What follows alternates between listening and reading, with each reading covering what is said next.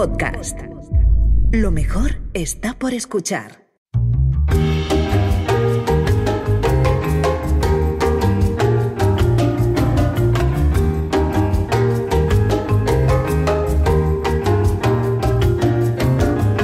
Ay, lo mejor está por escuchar, dice el indicativo de Podium Podcast. Lo mejor está por añorar, porque este es el último programa de la edición de verano de la Escóbula de la Brújula. Pero vamos a terminar por todo lo alto, por todo lo grande, ¿verdad, David Sentinella? Hoy tenemos un programa aventurero y apasionante. Aventurero, apasionante, con calor, con picaduras de mosquito, con arañas. Bueno, a ver, algo también propio del verano, ¿por qué no decirlo? Pero sí, de altura además. Juan Ignacio Cuesta, tú que estás acostumbrado a dar buenos paseos, a patearte la piel de toro, pero hoy vamos a otro lugar al que hay que cubrirse, ¿eh? Hoy hay que echarse antimosquitos y cosas así. Pues sí, francamente, si las leyendas, por lo cierto, que sé que Juan Antonio no está de acuerdo con esa leyenda,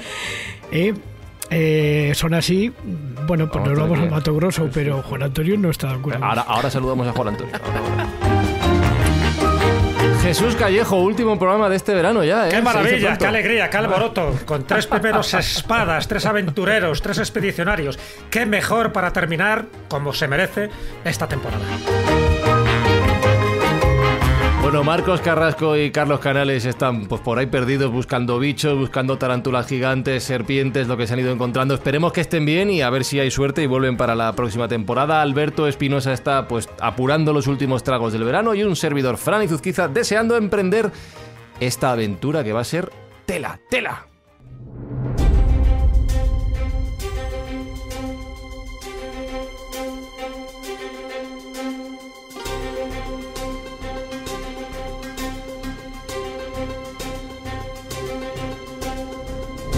Vamos a presentar a nuestros 3 invitados. Empiezo por alusiones por Juan Antonio, al que ya ha mencionado Maese, que es Juan Antonio Sanz. Le conocéis bien, escobuleros, periodista, profesor, escritor y hombre que recorre el mundo buscando pues algunos de los lugares de los que hoy vamos a hablar. Juan Antonio Sanz, Has, ¿cómo estás?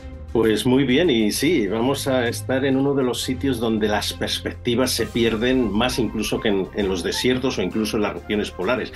Cuando uno mira desde una montaña a la jungla, pues ahí puede tener una pequeña perspectiva, pero cuando uno baja ya se pierde, se nebuliza todo, se disuelve y ahí simplemente es un paso tras otro, para no meter la pata en las fauces de una anaconda por lo menos, o peor aún, en algún nido de avispas de estas o de hormigas venenosas, claro que sí.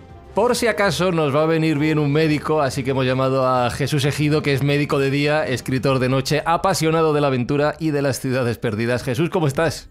Bueno, pues contento de estar con vosotros y de participar en uno de los temas más apasionantes, por lo menos para mí, de este curioso personaje que desde luego dio para escribir mucho, para hablar mucho, y yo creo que fue uno de los primeros showman de los exploradores, que ha dado hasta hoy en día, 2003, se ha ido a la última publicación sobre su historia, y eso que desapareció, vete a saber lo que pasó, en 1925. Entonces tenemos una buena historia. Para no desaparecer, para no perdernos, necesitamos a alguien que nos guíe, alguien local, así que hemos llamado, como no, vamos a ir a Brasil, pues a Pablo Villarrubia, que es escritor, periodista, compañero en Cuarto Milenio. Que hoy, Pablo, ¿cómo estás? Nos vas a tener que hacer de guía, para no perdernos. Claro que sí, queridos amigos. Encantadísimos después que surgió esta idea de celebrar los 100 años de la desaparición del coronel Percy Fawcett, o Percival, que ahí también esa palabrita tiene su misterio.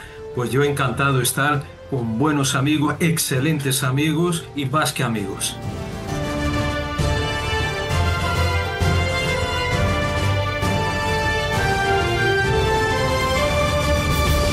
Hoy en esta escóbula de verano nos vamos en busca de, ya lo hemos dicho, Percy Fawcett. Se han cumplido 100 años de su desaparición, de este arqueólogo, de este aventurero, de este explorador. Pero Jesús Callejo, ¿vamos en busca de quién? ¿Quién es este señor que has dicho?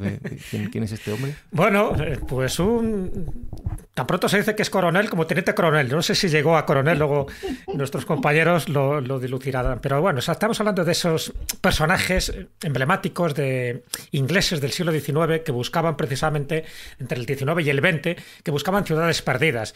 Ten en cuenta que Percy Fawcett, el coronel Fawcett, pues era amigo ni más ni menos que de Conan Doyle, por una parte. Acordaros que hizo El Mundo Perdido, por lo tanto también habla de estas expediciones en busca de estas civilizaciones emblemáticas, antiguas, precolombinas, y también era amigo, pues en fin, del autor, ni más ni menos que de las minas del rey Salomón, que era Rider Haggard.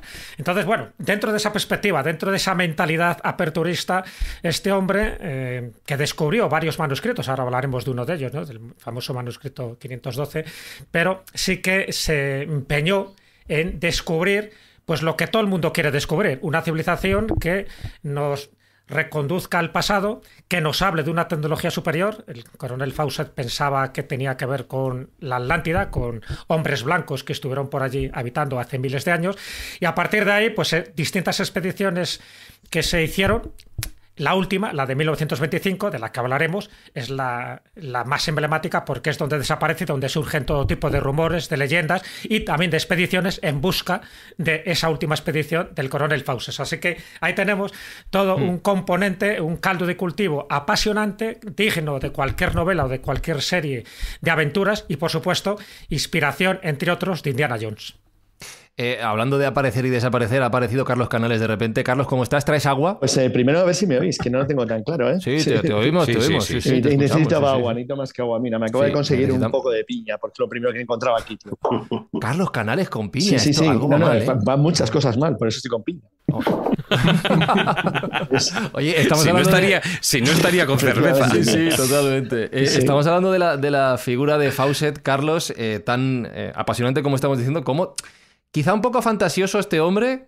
Sí, igual... lo que pasa que, a ver, lo bueno de Fawcett es que es un mito ya. Y los mitos, yo creo, bueno, es un mito básicamente por su desaparición, es lo que le convirtió en un mito.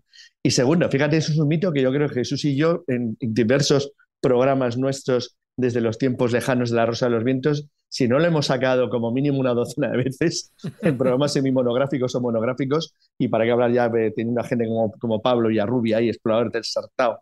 Es decir, pues la verdad es que gracias, Carlitos. En realidad, no, la verdad es que en realidad es un mito, y los mitos se convierten en una cosa que va mucho más allá de lo que pudiera ser sus capacidades para descubrir o hacer investigaciones de algo sorprendente o nuevo. Y es que además él reunía en la parte incluso estética todo lo que es el ideal típico de lo que se supone que es el aventurero de finales del 19, principios del 20. Entonces, claro, reunía todo. Era un tipo que incluso en su propia imagen ha generado un modelo, y entonces eso es lo que yo creo que le ha llevado tanto a la fama. Eso, y desde luego el que desapareciera sin dejar rastro. Por cierto, recordar que yo hice una canción para Pablo que se llamaba Cabaleiro do Sertão. Es verdad. Ignacio, gracias, amigo, para recordarlo. Qué bueno, qué bueno. Pero fijaros, es conocido, pero sobre todo el gran bombazo digamos, de la figura a nivel social de Fawcett es cuando David Grant saca el primero, bueno, lo que es sus publicaciones en el New Yorker, ¿no? Y que saca el libro, y luego ¿no? La ciudad perdida de Z, que se convierte en una película y que convierte al personaje de Fawcett, si hasta ahora era como algo legendario, ya lo ha convertido en el espacio, como decía Carlos, de mito, ¿no? Ya es un personaje que lo digas, utilices su nombre para lo que lo utilices, todo el mundo ya hace esa referencia, ¿no? Es como lo de aquella famosa frase, ¿no? El doctor Livingstone, supongo, pues el personaje Fawcett, además de eso, ¿no? Lo que decíais, el coronel Fawcett, que más allá de si era coronel o no era coronel, pero todo el mundo lo conoce así. Hablaba Juan Ignacio de algunos animales que este hombre supuestamente se encontró yo por ir conociendo también al personaje, en sus expediciones, en sus aventuras. Juan Ignacio, ¿de qué tipo de bichos estamos hablando, para hacernos una idea? Pues, por ejemplo, un animal bastante tranquilito, pero no era yo el que lo hablaba, una anaconda, por ejemplo, que es un animal muy agradable, que uno se puede encontrar en cualquier sitio. Pero además, anaconda gorda, ¿eh? No olvidéis que aquí una vez hablamos de Miguel de la Cuadra Salcedo, que también se las vio con una anaconda en un momento dado de su vida. Y otro tipo de animales pero también fantásticos una migalia, te puedes encontrar un animal agradable que es una migalia. Es una especie de araña que pesa como un pavo de unos 4 kilos, ¿has sabido? Es un bicho así. ¿Pero eso existe de verdad eso o se lo inventó? Sí, no, claro que existe. Y luego hay otros animales que sí que, voy a decir un poco marketingiano, ¿no? Que a lo mejor los engordó un poco, como el que pesca un pececito Juan Antonio y acaba diciendo que ha pescado una ballena. Él también hinchó un poco esto. Sí, él hablaba... Otro animalito que te puedes encontrar en una selva es la viuda negra, que no es venenosa. Él hablaba de una especie de tiburón también sin dientes que se tragaba a las personas y tal. Bueno, yo en la selva boliviana lo que he visto es un paiche, que lo sabrán nuestros amigos, que es una especie de esturión tremendo y que tiene una boca que parecería la cabeza bastante diminuta en comparación con el cuerpo, pero a los nativos bolivianos de la selva boliviana le tienen pánico porque tienen la curiosa manía de zamparse a los niños. Tienen la capacidad de absorber. Eso sí, el paiche guisado es riquísimo. Yo solo lo puedo comparar con el pacú, que es una especie de piraña gordota gigantesca que es todavía más sabrosa. Y los dientes. Sobre todo tú para la piraña eres sabrosísimo.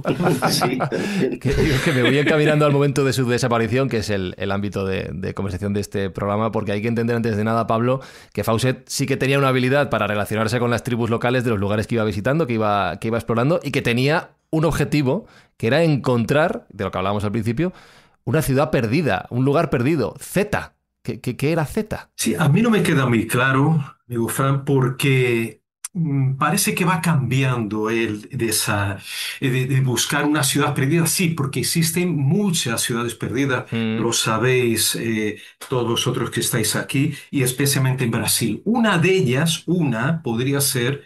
Bueno, era la ciudad de manuscrito famoso del número 512 que se encuentra en la Biblioteca Nacional de Río de Janeiro, ¿no? Ese manuscrito de finales del siglo XVIII, supuestamente escrito por un bandeirante, situaba en los sertões, como dijo Juan Ignacio al principio, en esas zonas, digamos, yermas o lejanas, apartadas, se encontraba esa ciudad perdida, que podría ser en algún lugar del nordeste brasileño, en esos sertões, quizás en el estado de Bahía. Después, él habla también de la ciudad del paralelo 12 de la Tierra, en este caso sobre Brasil. Ahí podría ser, no sabemos si la misma ciudad, de 512 u otra ciudad. Habla de esa ciudad perdida de Zeta, que sería más bien la última que él buscaría en 1925, antes de desaparecer, que podría estar situada en algún lugar del Mato Grosso. Y después él habla también de otras ciudades situadas quizás en el estado de Maranhão, quizá en el actual Tocantins, y quizás también en algún otro lugar de Bahía que no fuera aquella del 512. Entonces no me queda muy claro por las lecturas que hemos hecho, salvo, bueno, que él habla de esa última que buscaba, la de Zeta, que situaría en Mato Grosso. Pero también hay dudas, porque él habla que después de encontrar esa ciudad, él iría para un punto situado al este, que podría ser la ciudad de manuscrito 512 en el estado de Bahía. De todas formas, como he hablado con el otro día con nuestro querido amigo, el doctor Ejido, Fawcett era también un experto en desinformar. Nunca dejaba pistas precisas o despistaba, dando mensajes falsos o otras fake news de aquella época para que la gente no le siguiera sus pasos. Él no quería que le siguieran. Él quería descubrir esa ciudad, él solo, su hijo Jack y junto con su amigo Rimmel. Fawcett habla de la ciudad de Raposo. ¿Esa es la que él identifica como esa ciudad del manuscrito 512? Sí, se habla de supuestamente podría ser un bandeirante llamado de apellido Raposo, Francisco Raposo, o sea, de zorro, ¿no? O sea, que raposa, o raposo en este caso en masculino, el zorro, ¿no? En castellano. Pero tampoco se sabe muy bien si esa autoría es de este tal Raposo, pero sí, él podría referirse a esa que era de 512, sí. Juan, déjame hacerte una precisión, Pablo. La raposa no es exactamente un zorro, es más bien parecida a una garduña.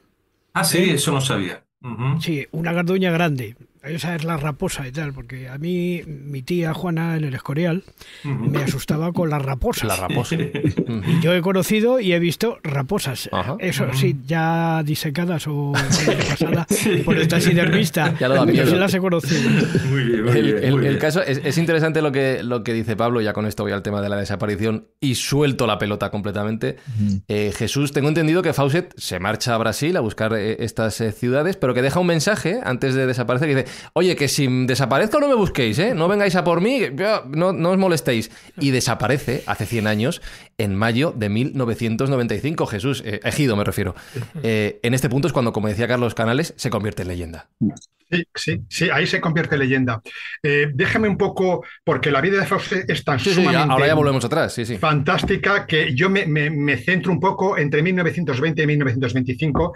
Lo anterior daría para programas y programas, porque él estuvo por muchas partes, pero en realidad yo con Fawcett la primera vez que le toqué fue en un libro que encontré en la Biblioteca Nacional por pura suerte y que yo creo que todo el mundo conoce.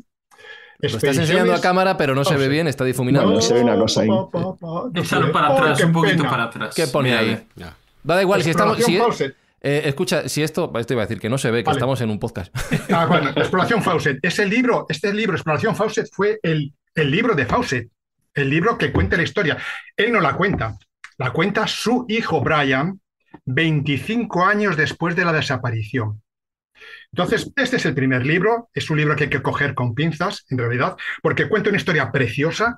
Yo, que era quinceañero y que había leído a Hernán Cortés, a Pizarro, leo este libro y absolutamente dejo volar mi imaginación. Y aparece un Fawcett explorador con su sombrero que va por la selva, todo recho, y que va descubriendo cosas y se va enfrentando a muchas historietas. Ríos, anacondas, pirañas, lo que sea. Y sale todo bien y él es capaz de solucionar los problemas. Y para mí era el mito Fawcett. Desgraciadamente, hace unos años, este libro que yo encontré ya por fin, no lo poseía, yo tenía fotocopias de él porque era imposible encontrarlo, lo releí de nuevo y aparecieron más, intenté saber qué era en realidad Fawcett.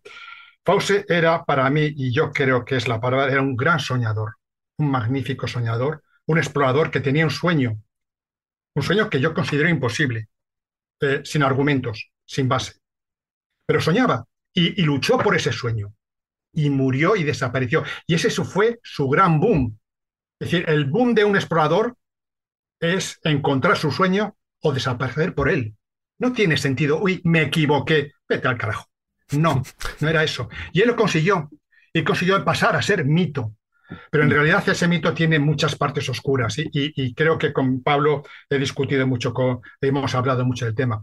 Fawcett era un personaje que tenía facetas muy oscuras, demasiado fantásticas, poco claras. Cuando eres un explorador tienes que decir a dónde vas, por dónde vas y qué haces. Y cuando uno lee ese libro, pues prácticamente, que yo he estado en la selva, es imposible de dar una idea clara qué estaba haciendo por allí y dónde estaba, era muy complicado. Y desde luego, como dice Pablo Villarrubia, pues efectivamente dio información, primero, no muy coherente, cuando él nombra que él está en las coordenadas de no sé qué y que va al parque Xingu, que va a hablar con los indios, y luego no dio ninguna información de por qué creía que en la Sierra de Roncador había una civilización posiblemente muy antigua, viviente, porque dice que todavía había esos indios blancos en esa civilización, con luces extrañas, con objetos extraños que se veía, sin ningún argumento de ninguna persona que pasó por allí, desde Steinberg, que fue un gran explorador que pasó en 1885 por Xingu, hasta Cándido Rondón con su proyecto. Nadie encontró nada nunca, ni siquiera una pequeña referencia, pero él sí, él publicó y dijo que sí, que él tenía informaciones de los indios. Por lo tanto, para mí Fawcett es una maravillosa mito y una pequeña decepción en cuanto a que ese mito no es real. Esa es la historia para mí. Podemos luego ir ampliando un poquito más el asunto. Pues Pablo, por alusiones. Mira, en realidad esa región, o sea, donde Fawcett anunciaba, por lo menos la prensa, donde iba a ir, o más o menos, porque claro, él no quiso dar su itinerario, de forma, digamos, meticulosa dónde iba a estar exactamente, él seguía hacia el norte, o sea, subía más al norte de la Sierra Roncador. Sí que hay leyendas en torno a la Sierra de Roncador. No sé si exactamente de una ciudad perdida, pero el nombre procede de que la tierra ronca. Se habla que mucha gente de aquella región o nativos, bueno, no hay mucha gente que viva por allí, pero salvo algunas ciudades como Barra do Garças y Nova Xavantina que yo visité, que están a lo largo de la Sierra Roncador, en esa zona dicen que la tierra ronca y ese ronquido viene del interior de la tierra. Y de ahí ya grupos más modernos de la nueva era, a partir de los años 70, empezaron a especular sobre la existencia de una ciudad subterránea. Miento. Antes de eso, Enrique, que ya hablaremos, otro personaje clave, llamado Enrique José de Souza, que es el fundador de la Sociedad de Obiosis brasileña, que era una rama, digamos, disidente de del grupo de Elena Blavatsky, ¿no? Toda la filosofía de Elena Blavatsky, de la teosofía. Él sí que decía ya en los años, a lo mejor en los años 30, que había una ciudad subterránea ahí en esa región. Pero claro, a donde iba Fawcett, que era más al norte, a Xingu, es que no hay referencias de ciudades perdidas. Mira que yo he indagado, he leído también aquí varios de vosotros, hemos leído muchos libros, yo allí en bibliotecas brasileñas, material que me traje, libro de Brasil, pero iba a un lugar que no hay, digamos, una tradición de una ciudad perdida. Sí que hay otras, como Bahía, por ejemplo, que él pensaba ir después. Pero no primero, pensaba ir al este, en el estado de Bahía, cuando encontrara esa supuesta civilización descendiente de Atlantes. Hay que quedar bien claro, según mismo él decía, ¿no? Sí, a Cacor y a Cajín también, ¿no? Si añadimos Sí, otra pieza más la historia de al Karl puzzle, Brugger. que era también, o sea, que siempre se ha buscado esas ciudades perdidas en alguna zona de Brasil. Claro, es que Brasil es un subcontinente, hablamos de Brasil como si fuera un pequeño país. Sí, Pero inmenso, claro. yo sé que Haas tiene también su teoría y sobre esas pistas falsas que fue dando Fawcett. Posiblemente él tenía información privilegiada, pero no quería compartirla. Pero también algo importante, yo creo que hay que reseñar, en esa última expedición va con su hijo y con un amigo de su hijo. No lo olvidemos. Los tres desaparecen, aparte de los porteadores, en fin, y todas las mulas y caballos que llevaban. Pero me refiero que él solo buscaba un grupito muy reducido, precisamente para moverse mucho mejor en la jungla, que era él, su hijo y el amigo de su hijo. Y ese paradero es interesante porque desde mi punto de vista, y eso me gustaría que lo contara Haas, yo creo que él sí que tenía cartas marcadas, sí que tenía información privilegiada, pero no la quiso revelar y a lo mejor eso también le condujo a una desaparición definitiva. Yo creo que es así. Hemos aventurado ya algunas de las cuestiones. Fawcett era un mentiroso, pero era un mentiroso por su propia formación. Él trabajó en los servicios de inteligencia británicos en el norte de África, sabía cómo dar pistas contrarias, pistas falsas. Vamos a ver, hay dos Fawcett. Un Fawcett que es el explorador, que era muy bueno, que sabía de topografía un montonazo, que sabía de cartografía, que fue empleado por la Sociedad Geográfica Británica para que cartografiara el norte de Bolivia, Brasil, de forma que se pudieran trazar, delinear las fronteras entonces. Y había otro Fawcett más esotérico. Su hermano, Edward Douglas Fawcett, era miembro de la teosofía. Él ayudó a Madame Blavatsky en sus tiempos cuando escribió sus grandes obras, Isis desvelada o Isis sin velo. Y él ya estaba impregnado, hablo de Percy Fawcett, de todas estas teorías. Él creía efectivamente, como ha reseñado Pablo, que la Atlántida podía ser, los restos de la Atlántida podían ser encontrados en América del Sur. Y eso es lo que él buscaba. Así se lo comunicó a su buen amigo Conan Doyle en el año 1911 y le dio unos datos que permitió que Conan Doyle en 1912 publicara su Mundo Perdido. El Mundo Perdido no está basado en esos Aullantepui de Venezuela, no, está basado en algunas zonas precisamente que él había visto Fawcett en la frontera entre Brasil y Bolivia, por ejemplo, en la zona de Noel Kempf Mercado o en la zona de Ricardo Franco, de la reserva de Ricardo Franco. Bueno, pero él buscaba esto. Él, cuando recibe esa estatuilla que le da su buen amigo Henry Rider Haggard, el autor de Las minas del rey Salomón. Él le da una estatuilla de basalto que tiene como 24, exactamente, como 24 signos que nadie dice que ha podido descifrar. Efectivamente, él lo llevó el propio Fawcett al Museo Británico para que se lo descifraran, y los del Museo Británico dijeron, bueno, o esto es una gran farsa o no tenemos ni idea de qué puede ser eso. Y esto enlaza con unas teorías que después, sobre todo en el siglo XX y principios del XXI, hemos estado escuchando sobre cómo determinadas civilizaciones, no atlantes ni muchísimo menos, sino provenientes de lo que es Europa y Oriente Medio, por ejemplo, los fenicios, pudieron haber llegado. Ahí tenemos la fuente Magna, que podemos hablar, que es una fuente que en una especie de vasija tremenda, donde que la agarraron para dar de comer a los cerdos, estaba en el lago Titicaca, y hay un montón de señales de signos. Sabemos que en América, en teoría, en América del Sur, no hubo ningún alfabeto hasta el momento. Solo una cosilla muy breve. A ver, eso que dices es cierto. Lo que pasa que ahí entraríamos en el tema de los contactos esporádicos o ocasionales. Nunca justificarían la construcción de una civilización, o sea, de una estructura como lo que supuestamente Fawcett buscaba, No, que era algo mucho más grande, mucho más tampoco ambicioso. pienso que fuera así. Pero, Claro, eso simplemente significa, bueno, la existencia de contactos, pues hay montones de pruebas, y tampoco y Pablo, tampoco está en el caso de comprobado Brasil, conoce realmente, un quiero montón. decir. Eso es, También se además, habla de eso los además. vikingos, pero tú cuando ves las Claro. supuestas runas vikingas, Ah, hombre, alguien que sepa a lo mejor de ah, alfabeto fenicio dice, pues esto parece más un alfabeto fenicio. No, pero yo sí. no me refiero a eso. Yo lo que quiero decir es que él venía cargado con toda esta serie de conocimientos esotéricos y por eso buscaba. Pero al mismo tiempo tenía los pies en el suelo y era un gran explorador que se había ya labrado una reputación, pues eso, desde 1906, cuando él empezó a buscar todas estas, a trazar todas estas líneas. Yo creo que fue además en esa etapa boliviana cuando empezó a escuchar de esas, no tanto como ciudades perdidas, sino civilizaciones perdidas. Y lo que hemos visto muchos años después es que efectivamente la deforestación, sobre todo en la zona de la Amazonía brasileña, ha sacado a la luz esas líneas de geoglifos tremendos. Por ejemplo, también en el Llano de Mojos, que está en Bolivia, que nos hablan de una inmensa civilización que pudo haber, desde luego, no con ciudades de piedra, ni mucho menos. La que nos describe Raposo parecería una ciudad griega o romana. Algunos se han aventurado a decir esto era una ciudad romana que tenían los romanos. Por ejemplo, bueno, a los romanos nunca se les hubiera ocurrido meter una ciudad en medio de la selva, muy, muy lejos de la costa.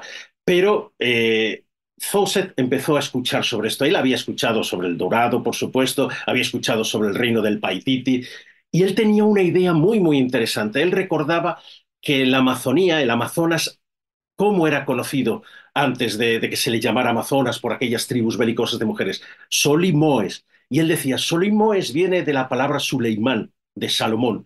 Y él relacionaba de esa forma, y vuelvo a lo de antes, a Sudamérica, como ese lugar donde iban los barcos fenicios con Hiram y tal, llevando a las fuerzas que le permitirían a los hebreos, a la gente de Salomón, pues encontrar sus minas de Ofir, que decían que podían ser el Opir, el Pirú, en el Perú, en la zona del sur de Bolivia y todos estos lugares. O sea que él creía que había muchas conexiones ahí, pero era un explorador, al fin y al cabo. Y cuando uno se mete en la selva, pues ahí poco queda para que estas ideas teosóficas te permitan comer. Simplemente morirías en cuestión de segundos, de minutos. Es así. Entonces, él buscaba algo.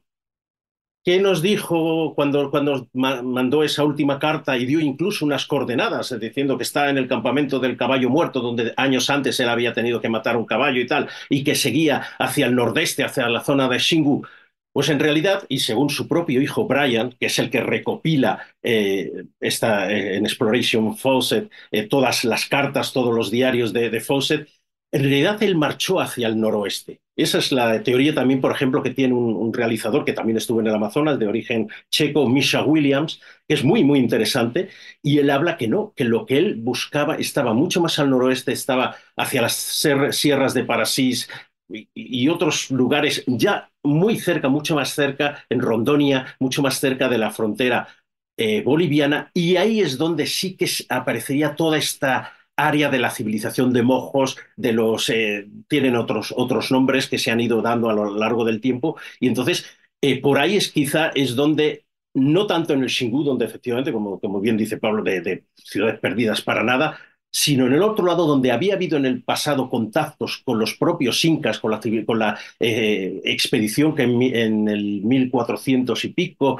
hicieron justo, o 1500 y pico, justo antes de que llegaran los españoles, hicieron los propios incas, e incluso que fundaron 2 ciudades ahí. Yo he estado en Las Piedras, que es una de las entre comillas, ciudades perdidas ahí en la confluencia entre el río Madre de Dios y el Beni, y claro, que podría ser, como dicen algunos, no, esa es la frontera norte del reino del Paititi, o podría ser una de esas fortalezas, de esos bastiones de los incas, porque además son piedras que ellos utilizan para hacer las bases de las torres y demás, muy parecidas a como se utilizan en el lado de Perú y todo esto. Pero bueno, ya para terminar, lo que quiero decir es que pistas hay montones, y casi todas ellas, yo insisto, no apuntan hacia el noreste, hacia la zona del Xingu, donde decía el propio Fawcett que se dirigía, sino en dirección contraria, hacia el noroeste. David. Sí, bueno, estoy encantado escuchando a José Antonio, porque solo me gustaría incluir 2 pequeños detalles, ¿no? Cuando están comentando el miedo que tenía, sobre todo Fawcett, era un miedo ya muy propio, ¿no? De que alguien pudiera descubrir las cosas antes, o sea, lo que era la ciudad antes que él, ¿no? En la película ya se dice algo, ¿no? Y aparece que Fawcett hablando con su hijo, con Jack, él comenta que tiene miedo que los norteamericanos, los estadounidenses, pues que llegaran antes a esa ciudad, ¿no?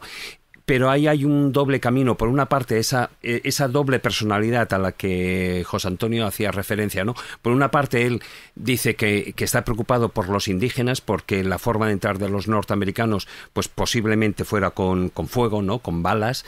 Pero también estaba esa otra parte, que era el propio ego de Fawcett.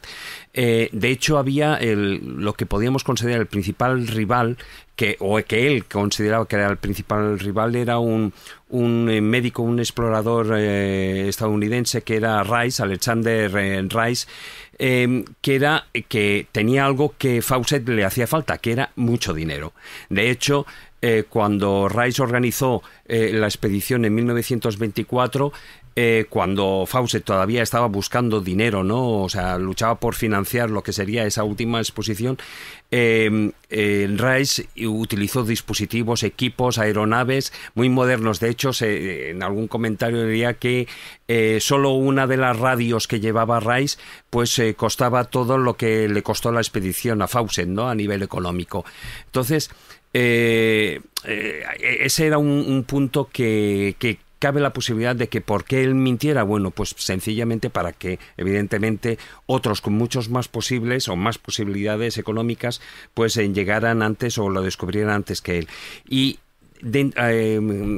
Haas también estaba hablando, José Antonio hablaba del tema de Madame Blavatsky, y es que hay varios sitios donde se comenta en que Fawcett recurría pues tanto a psíquicos, a mediums, para incluso buscar orientación hacia qué hacer, ¿no? Incluso con su propia vida.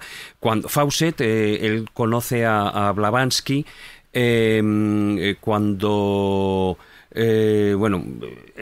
por la zona de Ceilán, si no me equivoco, cuando él está en Ceilán, y él precisamente toma decisiones estratégicas a lo largo de su vida a través de la Ouija. Incluso él decía que se comunicaba con su madre en sesiones espiritistas a través de la Ouija, ¿no? Entonces, incluso cuando ya en la década de 1920, cuando incluso hay algunos gente de la comunidad científica que no está muy de acuerdo con lo que está haciendo Fawcett. Se rumoreaba que incluso él está se está basando en esas rutas o en esos caminos a determinar, pues a través de la Ouija o de esas comunicaciones espíritas. No sé qué datos podéis tener de eso. Cuando estuvo en la guerra, perdón, un inciso sobre lo de la Ouija, él participó en la Primera Guerra Mundial. Y ya muy mayor, además, sí, mayor. tenía 50 años, sí, ahí, casi. Era talludito el hombre. Pero él utilizaba el tablero de la Ouija, y eso está así registrado, para saber si tenía que disparar tantos o cuantos cañonazos en una dirección. Entonces tenía un asistente y eran los dos únicos que se ponían con el tablero de la Ouija. Claro, dice, bueno, este estaba como una regadera, no, lo siguiente. Y es lo que yo comentaba antes, había como varios Fawcett, no dos, sino a lo mejor muchísimos, que en un momento pues pisaba la tierra y en otro pues se le iba la cabeza por ahí. De hecho, en esa figurilla de basalto negro que comentabas, Juan Antonio, él dice que la puso en contacto con la psicometría, es decir, aquellos que con el contacto del objeto, y dice que llegó a la conclusión, en fin, ese paragnosta, de que era ni más ni menos una figurilla atlante que pertenecía a una civilización de hombres blancos. O sea que él recurría a métodos ortodoxos y heterodoxos por influencia, me imagino que por su hermano Edward, y evidentemente por la influencia tanto de la teosofía como de la Golden Dawn, que también él tuvo amigos dentro de... Él lo tenía muy claro. Cuando él se iba por el Amazonas, bueno, esta zona es de indios de origen polinésico, con esa configuración facial o esa genética, y el otro lado es, por aquí hay indios blancos y pelirrojos. Bueno, a lo mejor eran algunos descendientes de los Yanomamis, que están mucho más al norte, que se teñían de rojo los pelos. Parece que le echaba bastante fantasía. Sobre la estatuilla, hemos comentado varias veces, esa estatuilla él la llevó en ese último viaje, la llevaba como oro en paño, y seguramente él se comunicaba, usaba esa estatuilla como un intermediario para comunicarse con posibles entidades de ese mundo, de esa ciudad perdida que buscaba.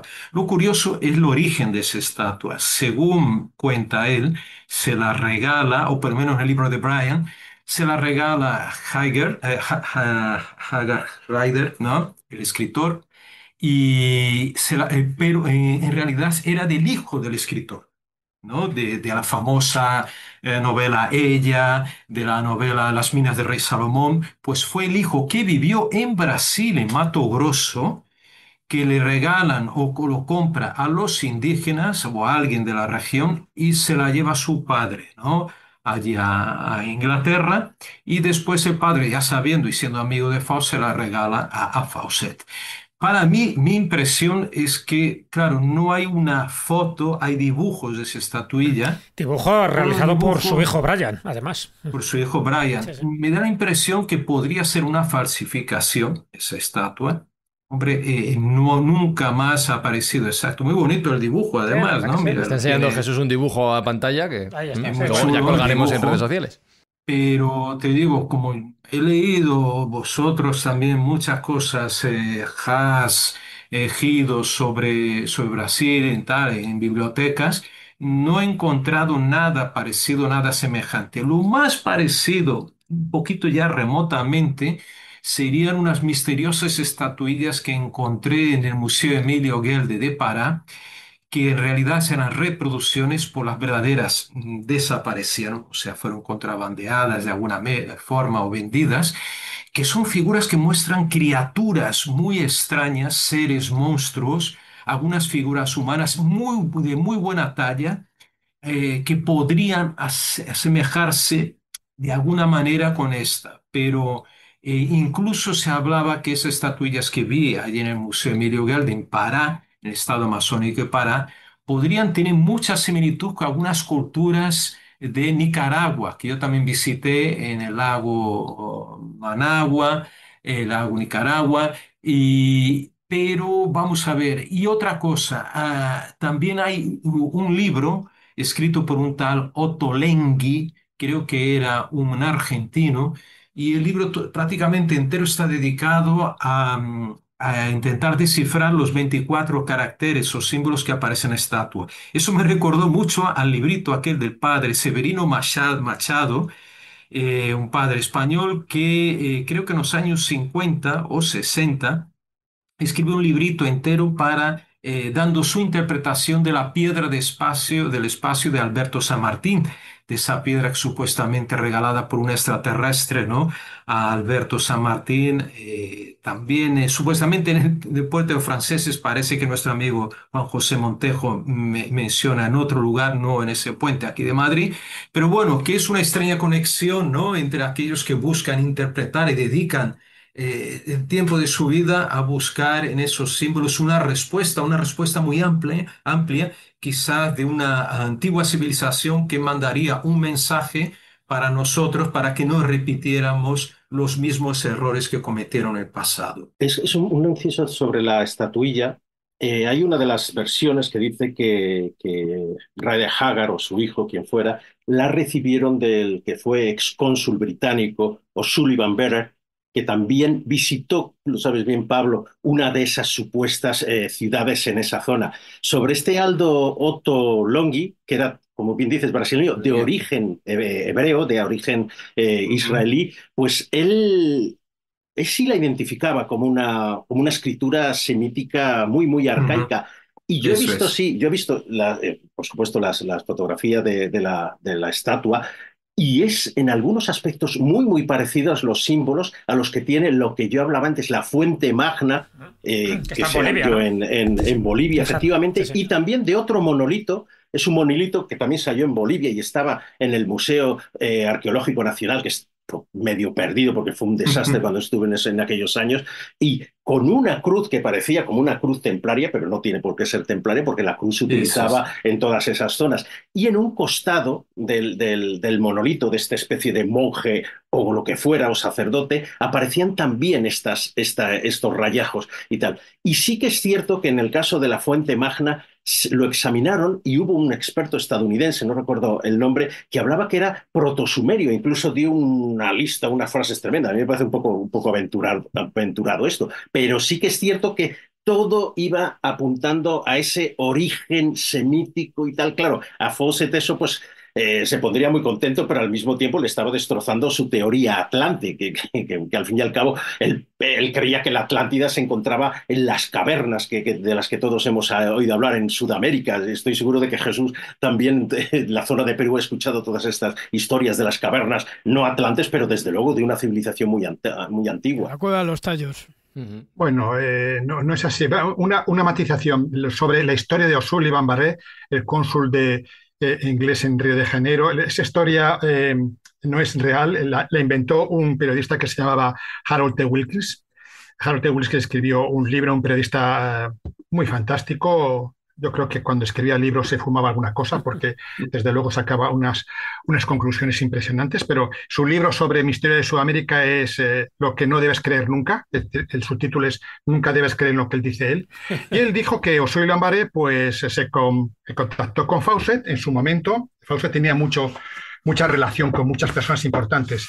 Entonces le dio a Fawcett un mapa indicando dónde estaba esa ciudad perdida, porque a él la había encontrado, y de alguna forma también le dio la información del famoso manuscrito 512 de Río de Janeiro.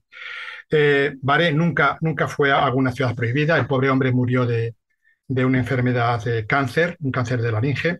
Pero este Harold T. Wilkins dice que murió, además de cáncer de laringe, murió ciego porque los dioses le dejaron ciego por haber revelado aquella verdad. No existe, no hay relación. Y de hecho, cuando he entrado a buscar a ver qué había entre O'Sullivan y Barré, no hay nadie, salvo este fantástico periodística, ya digo, Harold T. Wilkins, que pueda afirmar que eso es real. Entonces, la historia con O'Sullivan lo dejamos al lado. Efectivamente, el manuscrito 512 lo supo porque era conocidísimo cuando Fawcett estaba en Brasil, y seguramente lo supo porque quien lo publicó en inglés, fue Richard Burton, el Highland of Brasil, las tierras altas de Brasil. En ese libro, que es un libro de mineros, dónde están los diamantes, dónde podemos coger el oro y tal, en el último capítulo, como una nota de pie, reproduce en inglés el manuscrito 512 diciendo que está en Río de Janeiro. Y eso lo leyó Fawcett y se impresionó. Y según su hijo Brian, porque yo cuando leí el libro, la visión que tenía es que después de esa aventura en Bolivia, que podemos matizar en 1910, él estaba obsesionado en encontrar la ciudad perdida del manuscrito 512. Estaba obsesionado. Y de hecho, en resumo, porque hay mucha historia, en 1924, un año antes de ir, él estaba en Lençóes. Lençóes es una pequeña ciudad al norte de Bahía, cerca de un sitio que se llama Chapada Diamantina, donde todo el mundo indicaba que ahí se podía encontrar la ciudad perdida del manuscrito 512 en una zona que se llama Sierra de Sincorá. La Sierra de Sincorá es muy famosa. Yo creo que la habéis conocido. Bueno, yo os doy la exclusiva de algo que Pablo sabe. Pablo hace poco fue a Sao Paulo, fue a un instituto Staden, un instituto alemán, para fotocopiar un libro de un autor que se llama Hermann Hesse. Es un autor que escribió un libro sobre, yo creo que es Piauí, no, es un libro y un manuscrito sobre la ciudad perdida de Sincorá. Es un manuscrito, no está publicado. Y Pablo lo fotocopió, lo fotografió y me lo dio a mí, yo lo transcribí y le pasé una copia. Yo no sabía, Jesús, perdona, yo no sabía de la existencia y gracias a ti, ¿no? Que me dijiste, Pablo, mira, sí, he localizado este manuscrito inédito, ¿no? Jamás publicado, y por eso me encargaste esta misión y fue muy grato porque ahí tú has dado la clave encontrando información importante, ¿no? En el manuscrito de Hermann Kruse, un alemán, como no, los alemanes que son tan metódicos, gran exploradores, escribe ese manuscrito años 30 o 40, Jesús, no me acuerdo. 35, 40, él termina de publicar en 40 y en el 35 él va a la zona, él hace exploración sobre el terreno, él va con el manuscrito 512 en la mano, él conoce a personas que fueron con Fawcett, cuando estaba en Lençóes. Fawcett fue a Lençóes únicamente y de allí hizo una exploración y encontró un lugar, junto con su coronel amigo, Barroso, encontró una cueva. Allí se llama la Cueva de la Lampiña y es conocida y la pueden encontrar y se puede visitar. Hay que tener dinero para ir, pero bueno, vale, está en la Chapada. Y él dijo, por fin, he encontrado la ciudad que dice el manuscrito 512. Pero esto no me interesa. Yo quiero encontrar otra ciudad que se encuentra más allá, en el Xingu. Eso es lo que dijo en una carta al coronel Barroso, que era amigo suyo y que era propietario de la fazenda donde se encontraba esa cueva de Lampiña. Se llama Cueva de Lampiña, en la Sierra de Sincorá. Esa es la conclusión que llegó en 1924 Fawcett. Y de ahí propuso hacer una expedición a Xingu. Pero imagínense ustedes, Fawcett era una persona muy, muy importante, con mucho poder.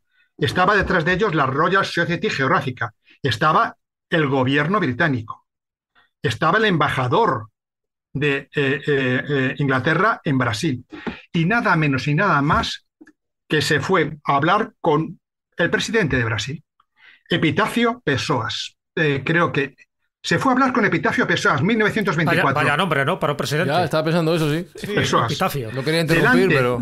Exacto, de ese nombre, era presidente de Brasil. Delante de él, ¿quién estaba? Nada menos que el mariscal Cândido Rondón, el gran explorador brasileño, el del proyecto Xingu Roncador, el desbravador del Brasil. Es decir, el máximo exponente, era un Fawcett brasileño, absoluto.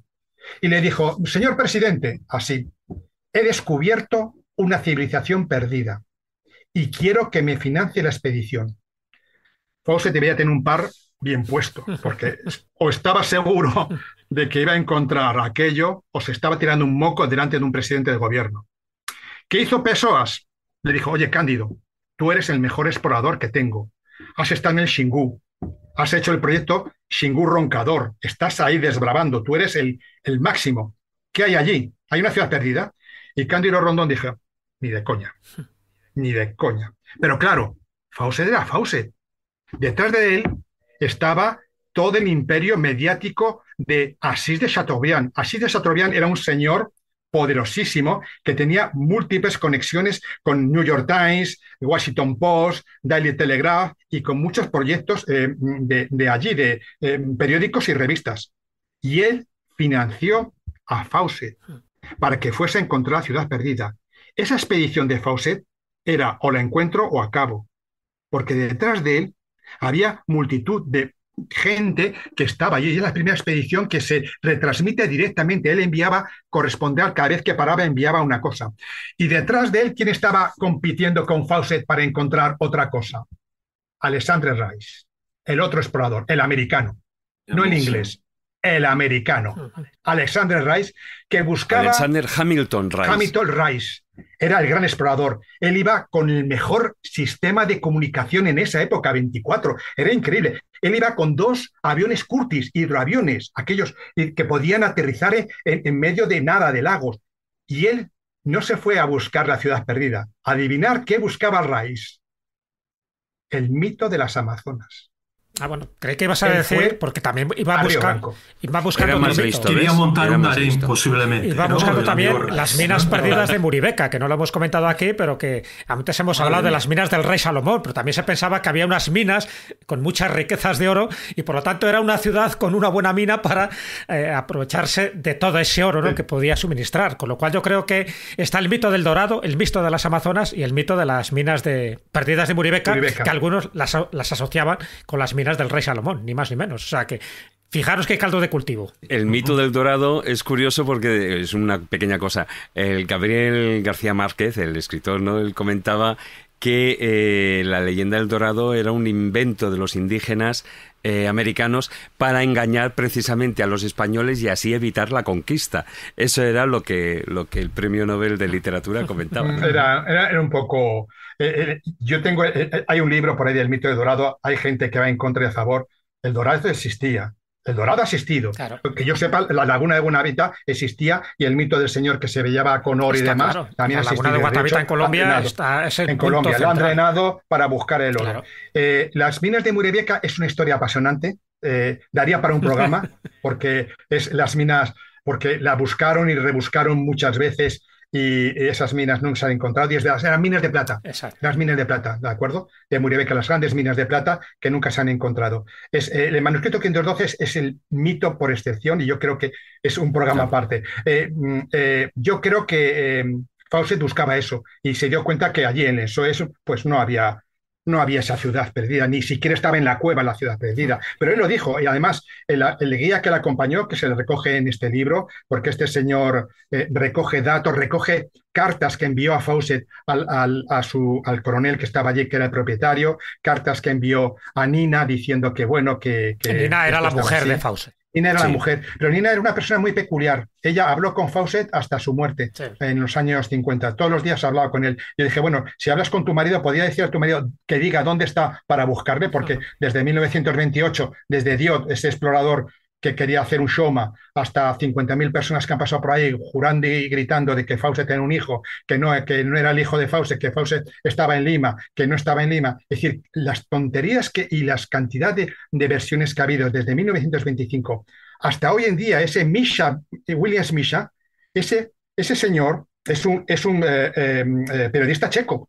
En el 2002 se le ocurre buscar el origen de Fawcett. ¿Qué pasó con él? Se va al Brasil, se mete en la selva, va por allá, y de repente la hermana de Fawcett le dice, Nina, la hija de Fawcett, le llama a él y le dice que venga a su casa, que le va a entregar los manuscritos secretos de Fawcett. Nada menos ni nada más.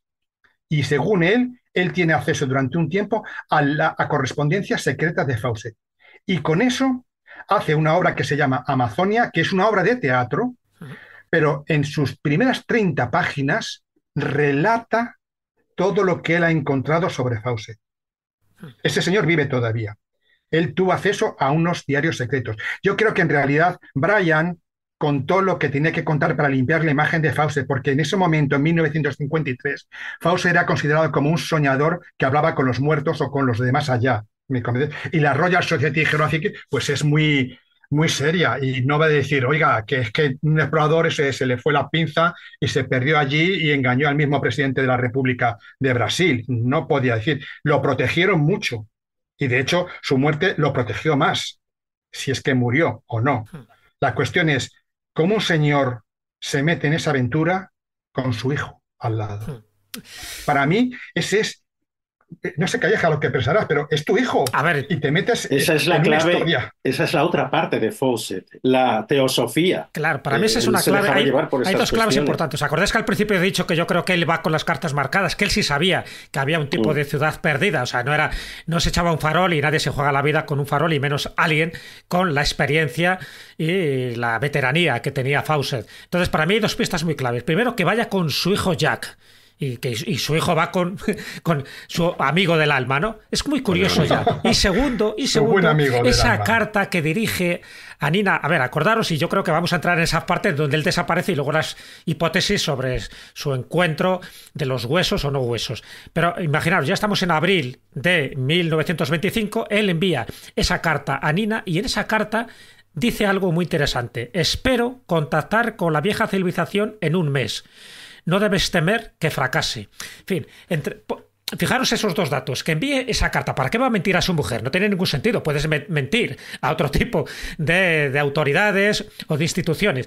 Y que lleve a su hijo, yo creo que él sabía perfectamente dónde iba, evidentemente con pistas falsas para que nadie le siguiera, y luego, evidentemente, se encontró con lo que se encontró. Por eso me interesaría, Juan Antonio, que ya nos dijeras un poco cronológicamente qué ocurre desde abril hasta mayo, que perdemos su contacto, qué es lo que ocurre con esas tres personas, dónde van, qué importancia tienen aquí los indios calapalos y todos esos con los que se va encontrando y que supuestamente es el origen de esa desaparición y posiblemente de esa muerte. ¿Qué ocurre? Porque yo creo que estamos en esa recta final importantísimo para dilucidar su destino.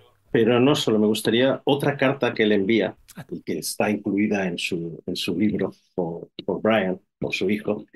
Y él dice, tú estabas ahora comentando que efectivamente él sabía que había unas ciudades. Que estaba la de Bahía, que podría ser a la que se refería Raposo, que es como él lo llama, que en realidad no fue ni Raposo ni nada, no se sabe quién era, cómo se llamaba el bandeirante y demás. Eso hay que dejarlo claro. No se sabe, no se sabe. No se sabe. Hay muchas dudas. No aparece en el manuscrito el nombre, ¿no? Él sí creía en que O'Sullivan, aquel cónsul, sí había estado ahí. Él lo cuenta en su libro y habla de esta, pero no me refiero a esta cuestión. Él dice, hay otras ciudades perdidas, además de estas dos, y está hablando la de Bahía y a esta otra que pudiera estar en la zona del Xingu y tal, y existe otro remanente de una vieja civilización. Su pueblo ha degenerado ahora, pero aún conserva vestigios de un pasado olvidado, en momias, pergaminos y láminas de metal cinceladas. Esto nos recuerda a la Cueva del Tallo y demás. Es un lugar como el que describe la historia, pero algo menos estropeado por terremotos y muy difícil de encontrar. Los jesuitas lo conocieron y este punto es muy clave. En Bolivia siempre se hablaba que todas las pistas que pudiera haber obtenido Fawcett durante su estancia en Bolivia cartografiando habían acabado en manos de los jesuitas y estaba en Cochabamba en un libro y estaba ahí medio codificado. Yo estuve en Cochabamba, por supuesto nadie sabía en la casa de los jesuitas sobre este libro, pero nadie dice que estuviera allí. Bueno, también un francés que en este siglo hizo varios esfuerzos infructuosos en encontrarlo. Uno de los franceses que buscó los restos, los trazos de Fawcett en el norte, él encontró, o él decía que encontró, no recuerdo el nombre de este francés, en la zona de Sorata, en Bolivia, en la cueva de San Pedro, él decía que había una entrada a ese inframundo donde Fawcett podía haber estado, haberlo buscado, que enlazaba con otras cavernas que te encontrabas por todas partes a lo largo de Latinoamérica. Cuando yo estuve en la zona de Riberalta, en las ruinas estas de las piedras,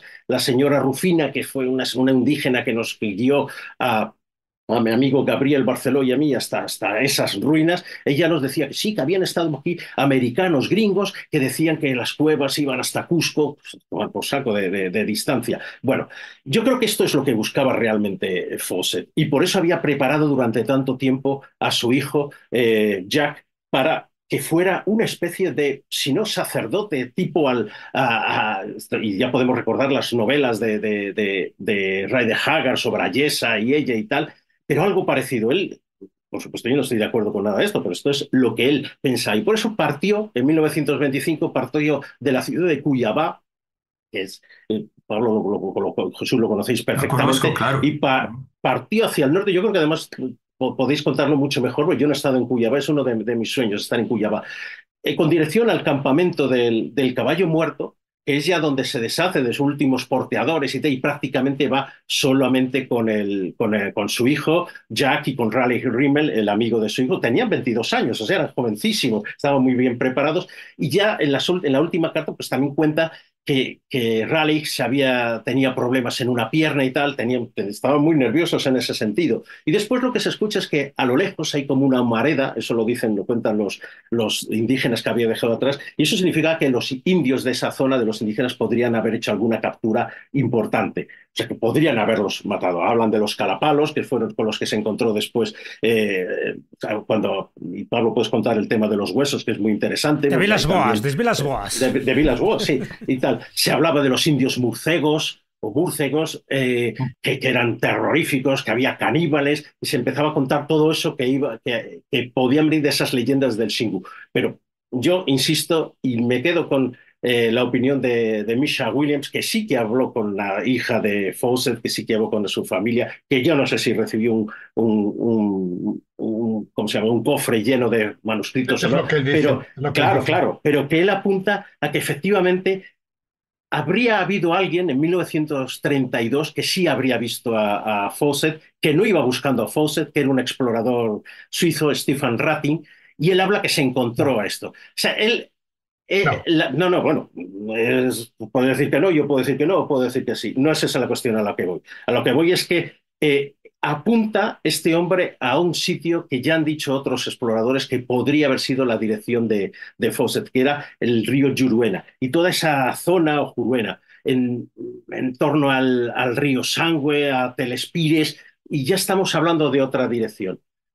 ¿Qué pasó? Pues nadie lo sabe porque Fawcett no está vivo y desde luego nadie ha encontrado más pistas. Mira, se ha hablado últimamente, por lo menos he oído una tesis para el destino que buscaba Fawcett, que en realidad no sería esa ciudad perdida, o podría ser una ciudad perdida también, pero donde su hijo, ¿no? Su hijo Jack, que era el elegido, ahora os contaré por qué, bueno, lo sabéis, iba a llevar al hijo para ser un nuevo avatar, como una especie de ser superior que gobernaría en ese mundo perdido, en ese mundo subterráneo, en esa tierra de los hombres morcego o murciélagos.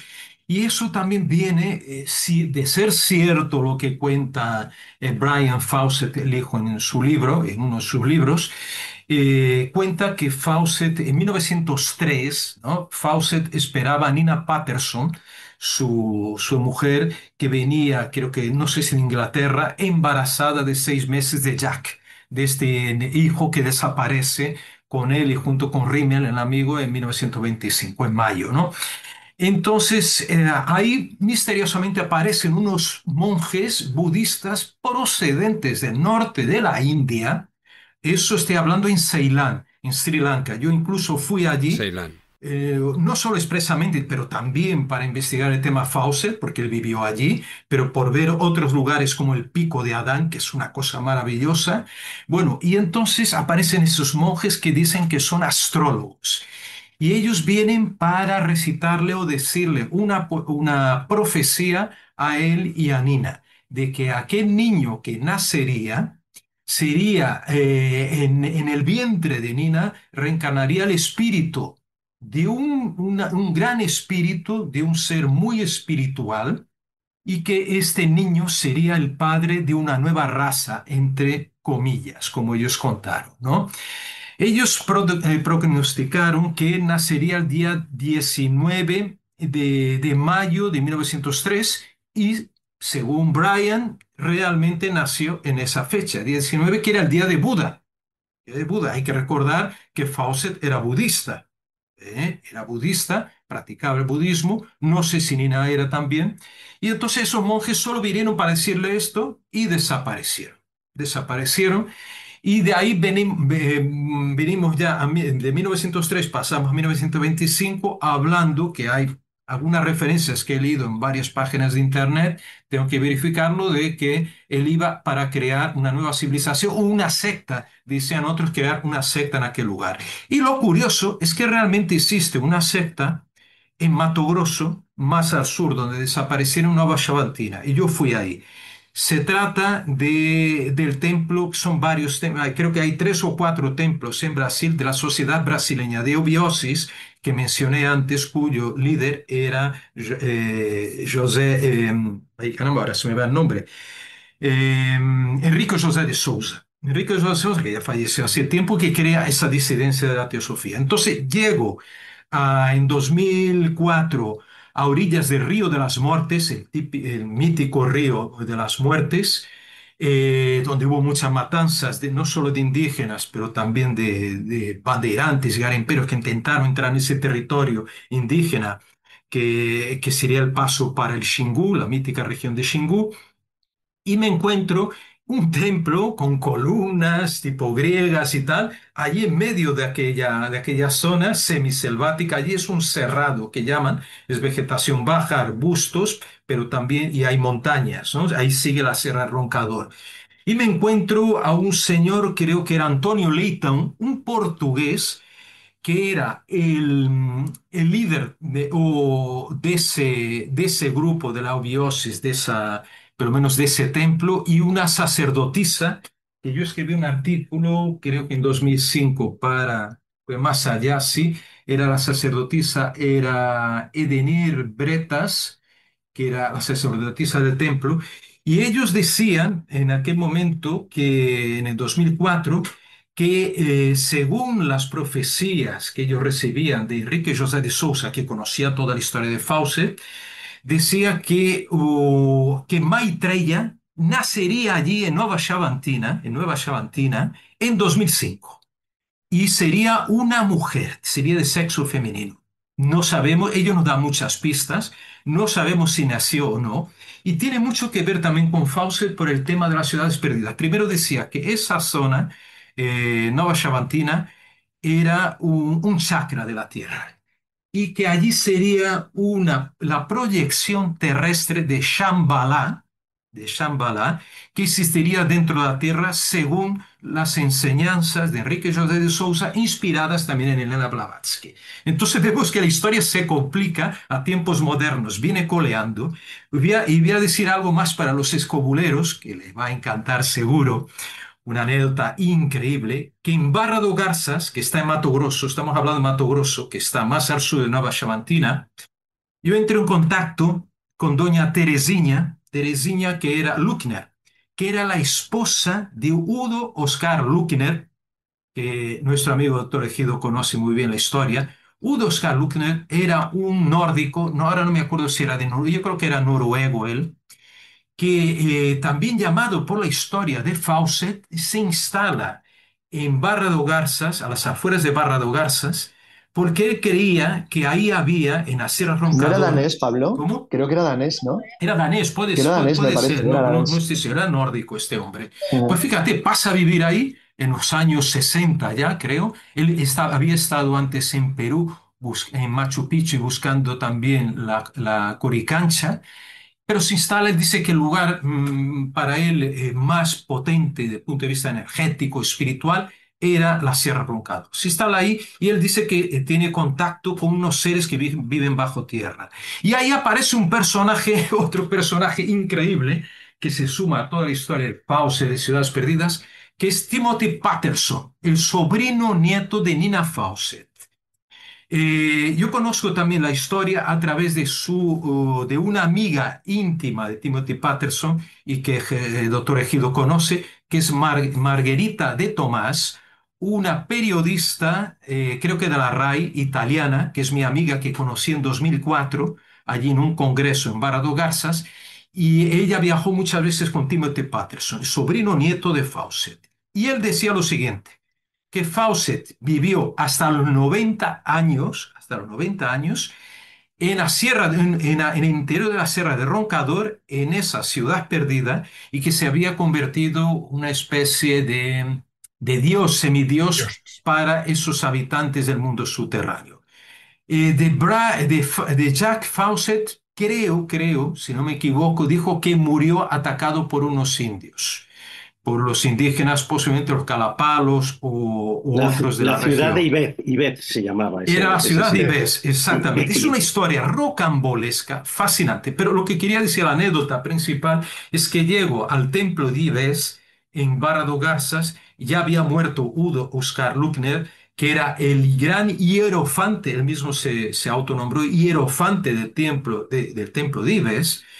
Y allí ella tenía, entonces yo llego al templo y incluso dormí en ese templo porque doña Tereseña muy amablemente me cedió una habitación allí en ese templo casa, había unas habitaciones, duermo allí y por la noche yo me acerco al altar y veo allí a la estatua, al ídolo sagrado de Fawcett presidiendo ese altar con 1 metro, no muy alto, 1 metro y pico de altura. Era una reproducción del ídolo de Fawcett, rodeado de velas, de flores y de otras ofrendas, porque hasta hoy, o por lo menos hasta 2004, se adoraba al ídolo perdido de Fawcett.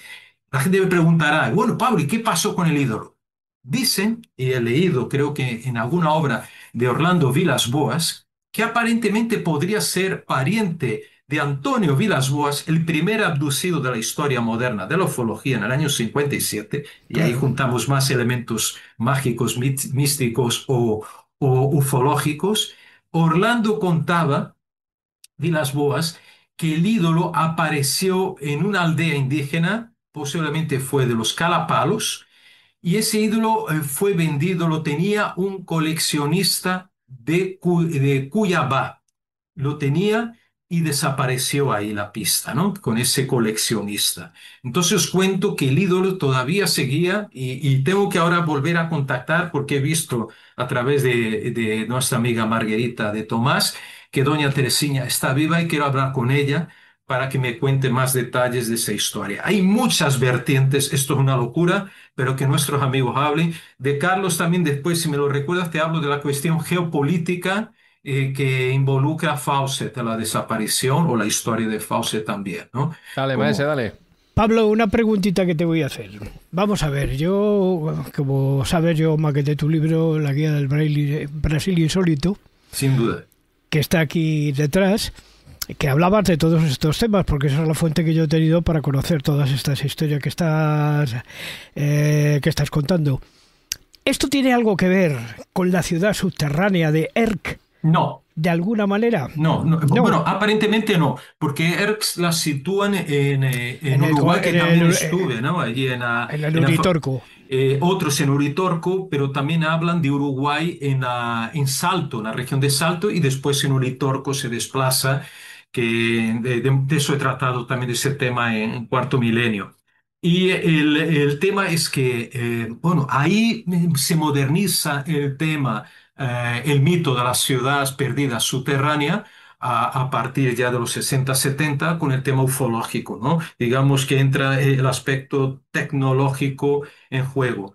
Pero lo del ser roncador es antiguo y hay un detalle que quiero contar, eso no lo conté, creo, no sé si lo conté alguna vez.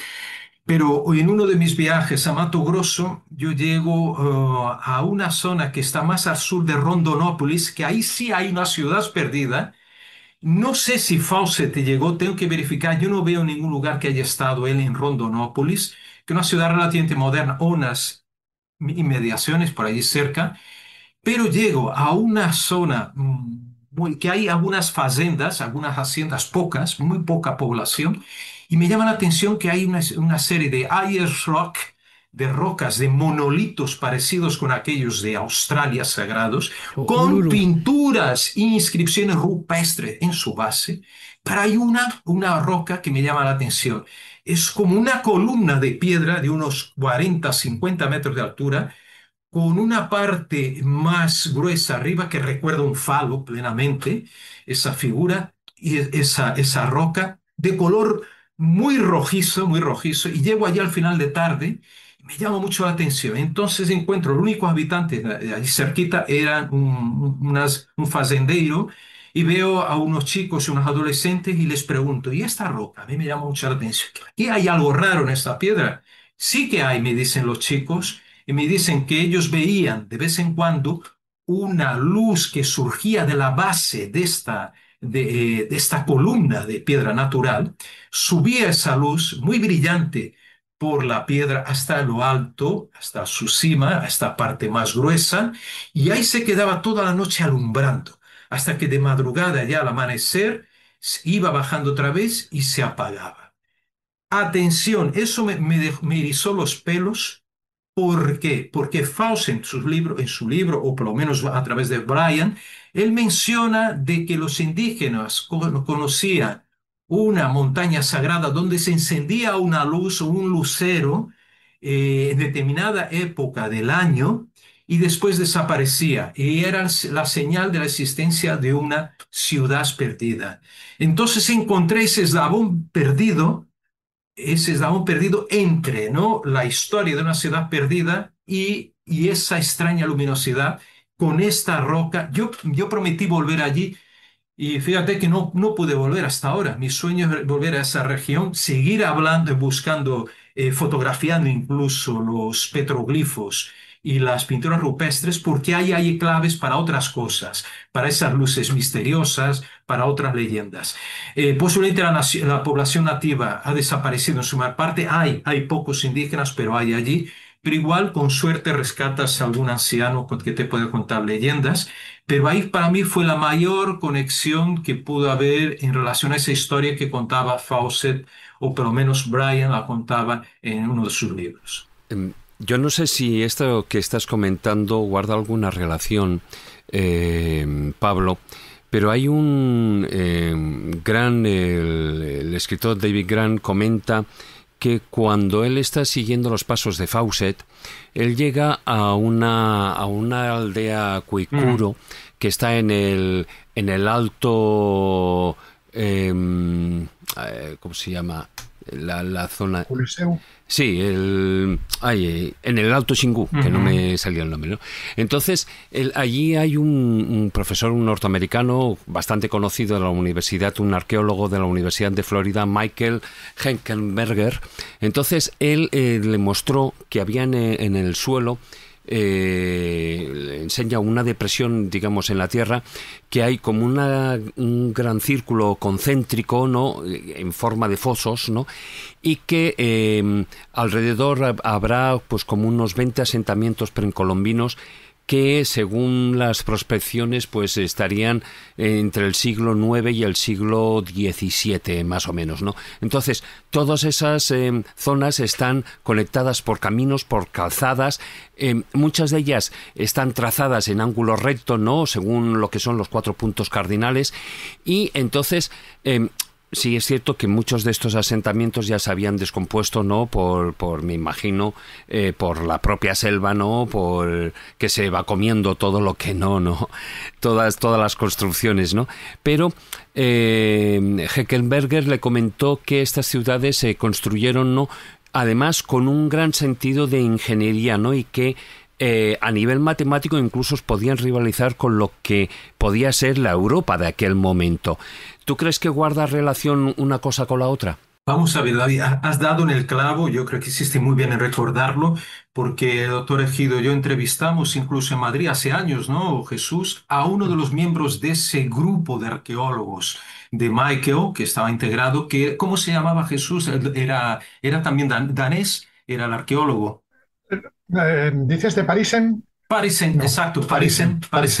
Exacto. Parisen. Después, si quieres, comentas, a lo mejor tienes más memoria en ese aspecto, pero Parisen pertenecía a ese grupo y efectivamente, a partir de imágenes satelitales, sí, utilizan además tecnología LIDAR. Exactamente. Descubrieron que esa región de Xingu estaba cubierta de pequeñas aldeas interconectadas como si fueran constelaciones, como eran en forma circular. Esas aldeas quedan los cimientos, por lo menos, y que constituirían un entramado que, visto desde lo alto, formarían incluso algunas figuras geométricas muy curiosas a partir de esos círculos interconectados, porque eran caminos, posiblemente zonas allanadas para comunicar una aldea a otra. Entonces se habla que la densidad demográfica de esa zona en el siglo noveno o décimo era muy alta y se podía hablar realmente de una de una concentración como si fuera de pequeñas ciudades que en conjunto formarían un gran conjunto, ¿no?, urbanístico muy avanzado para aquel momento. Entonces ahí yo me rectifico lo que dije al principio. ¿Será que Fawcett tenía alguna información de la existencia de esas aldeas interconectadas, ¿no? Claro que visualmente no hay mucho material. Eran aldeas posiblemente formadas en casas de adobe, de barro, ¿no? Y eso se perdió. Pero quedan cimientos que fueron vistos, ¿no?, con esa tecnología también que comentaste, ¿no, David? Y que da la impresión de que había algo muy importante a las orillas de los ríos de Xingu también y de esas poblaciones, que cambia radicalmente la visión que se tenía de la Amazonía como zonas poco pobladas, y aquí hablaremos ya de cientos de miles de habitantes. ¿Qué pasó con eso? Es como los mayas, no tenemos... Hay mil teorías para explicar cómo desaparece el pueblo maya. No se sabe cómo desaparece esa ingente población, si es posiblemente también por los virus traídos ya por los portugueses a partir del siglo XVI y XVII, porque esa zona fue encastada un poquito más tarde. Pero claro, entonces todo eso desaparece. No sé si el amigo del doctor Egido tiene algo a comentar sobre aquella conversación que tuvimos con Parisen, que creo que lo publiqué más allá también. Más allá. Antes de que mi tocayo comente esto, me despido de vosotros. Voy en busca de Fawcett, creo que está en Chapada Diamantina. Entonces, os mandaré WhatsApp y cartas. Y no os irritáis. Donde Fawcett perdió las botas, ¿no? perdió las botas y algo más. Bueno, cuidaros mucho. Siento de abandonaros, pero tengo otro compromiso con Fawcett y compañía. Que nos vemos en la siguiente temporada. Un abrazo, ya está, ya no te pierdas, Jesús. No te pierdas. Un abrazo, Jesús. Ve por la sombra adiós, todavía. Egido. Heckenberg, el artículo lo puedes leer en Scientific American 1972, en la versión española. Es un artículo impresionante y habla de la posibilidad de hacer arqueología en la selva. Y él, por medio de tecnología LIDAR, es un artículo clave, es capaz de ver estructuras que dicen que eran construcciones muy avanzadas, muy sofisticadas, que se debieron de hacer con madera o material, porque solamente quedan esas pequeñas lesiones en la superficie del terreno, fruto del asunto. El artículo fue tan importante como para hacer en Scientific American, incluso en la versión española, y es verdad. Eso sale todo, sobre todo, después de que encontrasen en Acre al desmatar, se encontraron una serie de líneas sobre el hierro.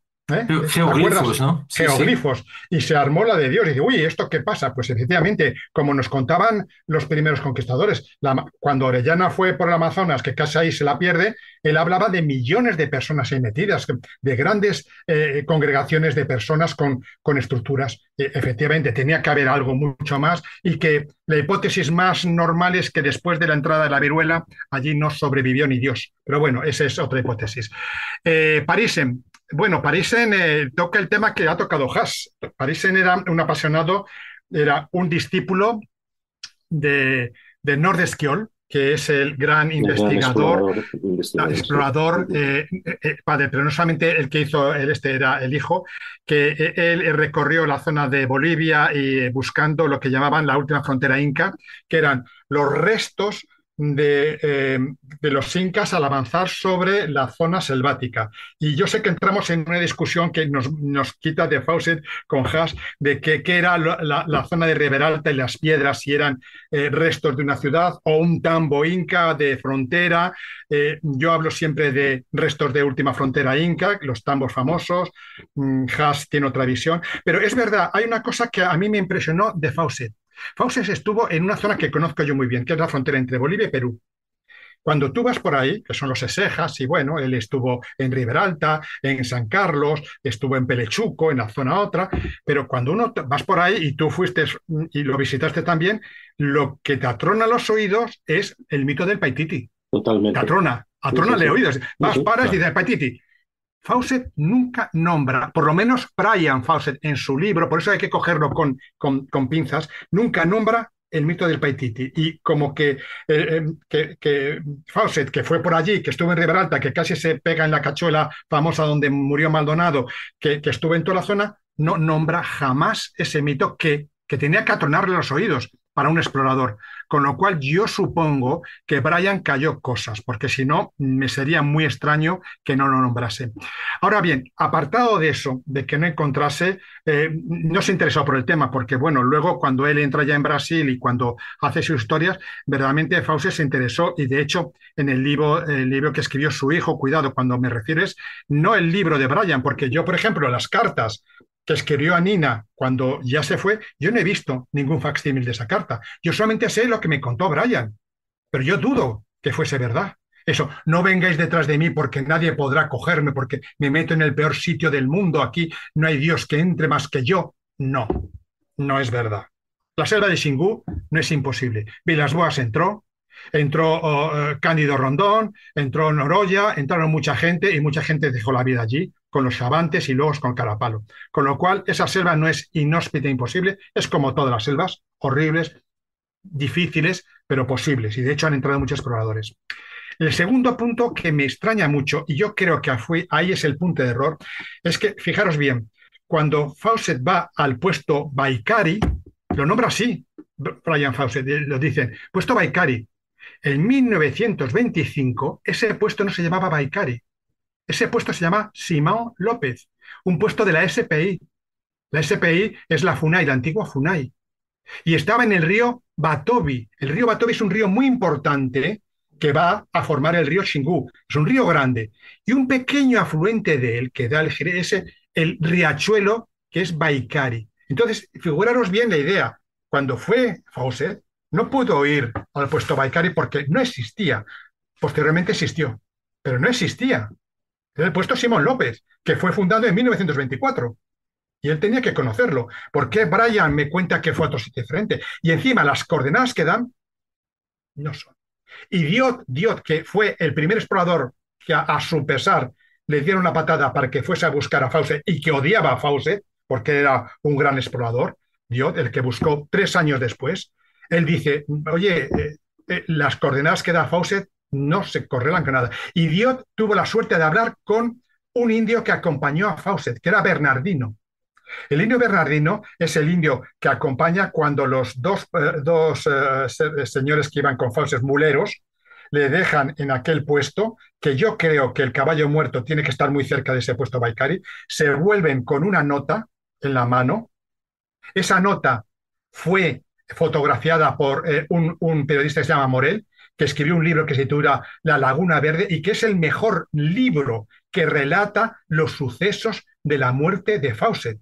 Es un periodista que entró hasta allí, vio, recogió todos los datos. Jesús, perdón, ese libro, Un misterio del esqueleto, La Laguna Verde, es de Antonio Calado. Perdón, Antonio Calado, perdón, me confundo con Eubiafate, con Morel, es de Antonio Calado, perdón, me estoy confundiendo con otro. Yo creo que ese libro yo lo he leído, es muy pequeñito y él nombra muy bien ese asunto. Ahora, la realidad, ¿por qué confundieron? Pues mira, Margarita de Tomás, ella habla de la confusión de coordenadas. ¿Por qué? Porque Fawcett quería confundir a la gente. Hombre, vamos a ver, si te metes en un sitio y no sabes si va a salir, yo creo que eso es una forma de hacer las cosas muy peligrosas. Di dónde vas a entrar porque lo más seguro es que vayan a rescatarte porque la pifies o porque estés en peligro. Lo que no puedes hacer, y ningún explorador, yo creo que con 2 dedos de frente, me voy por allí pero me callo, porque simplemente la selva es la selva y te come aunque seas el mejor de todos. Cometes un error, cruzas el semáforo en rojo y un coche te atropella. Yo, que sepa, que toda la gente ha hecho eso. No sé qué tú pensarás, pero es que yo ahí me quedo un poco confundido. Pero es que Fawcett era así. Fawcett estaba en un momento de su cabeza, algo le hizo clac. Cuando todos estos ejemplos sobre el uso de la Ouija en la guerra mundial y todas estas cosas, bueno, nos dice, sí, tenemos una persona que es un explorador magnífico, que se ha metido hasta donde no se podía meter nadie, pero que tenía una soberbia increíble, y en sus historias, cuando se narran... Yo estoy de acuerdo contigo. Se narran las historias de lo tirano que podía ser, nadie podía llegar antes que él a ese sitio. Y cuando él dice que nadie le sigue y todo esto, pues puede ser o una muestra de soberbia, o también incluso puede ser ese estado teosófico, místico de su cabeza diciendo yo voy a fundar, yo sé que ahí está esa ciudad subterránea y todo eso, sea donde sea, y voy a ir a por ella. Entonces, Fawcett lo que quería era arrogarse toda la gloria y de paso él ya se estaba despedido, se había despedido prácticamente de Nina. Entonces, ¿hacia dónde fue? ¿Que podía mentir? Claro, no es que podía mentir. De hecho, mintió en esa y en otras exploraciones. Cuando él exploró el Río Verde también, en la frontera entre Brasil y Bolivia, ahí contaba algunas cosas tremendas. Yo sí me creo, por ejemplo, que pudo atacar, que pudo disparar a una anaconda de 18 metros, y si no era de 18, a lo mejor era de 14, pero era bien grande. Ahora, que vio dinosaurios parecidos a diplodocus y tal, pues bueno, eso ya es un poco disparatado. Pero desde luego que él lo que tenía era unas ganas de darse a conocer cuando sus intervenciones, por ejemplo, en la National Geographical Society y tal, bueno, era un místico que rondaba en el fanatismo. Y es así, yo le tengo mucha admiración, pero vamos, hay que cogerlo, hay que agarrarlo como es, como una persona que se le había disparado los sesos en algunas cuestiones. Y una cuestión, él sí que dice, si bien es cierto, yo no estoy seguro si utiliza la palabra Paititi, no lo sé, pero No, nunca. pero sí que en sus memorias dice que en algún lugar entre Beni es el río que está en el norte de Sí, Bolivia, uno de los ríos, sí, Santa Cruz, Rondonia. Santa Cruz es una ciudad también más al sur ya terreno casi selvático bueno, sabana de Bolivia. Rondonia, que estamos en la zona que sí, hemos aquí hablado sí. de Brasil, y Mato Grosso se encuentra esta civilización perdida. Espera, Jas, Entonces, un minuto, un minuto no, para indicar una cosa. Esa afirmación que tú has hecho, que son topográfica, me vale muy bien, pero para que el público lo entienda, es como si yo afirmo que entre Coruña, Barcelona y Sevilla hay una civilización perdida. no, Jesús, fíjate. Joder, es que es un área Pero increíble. déjame terminar, por favor. Un área increíble, pero ¿qué área se está refiriendo? Precisamente de la que hemos estado hablando, de esta gran civilización de canales, geoglifos y tal. Es toda esta zona en la que ahora con la deforestación, se están encontrando todos esos geoglifos que nos indican, todas esas islas en medio de la selva, islas que a lo mejor podían tener 20 metros y después 20 metros de altura y después una construcción de adobe encima. Estamos hablando de una auténtica pirámide truncada, de las mismas que podemos encontrar en la zona de Tiahuanaco, por ejemplo.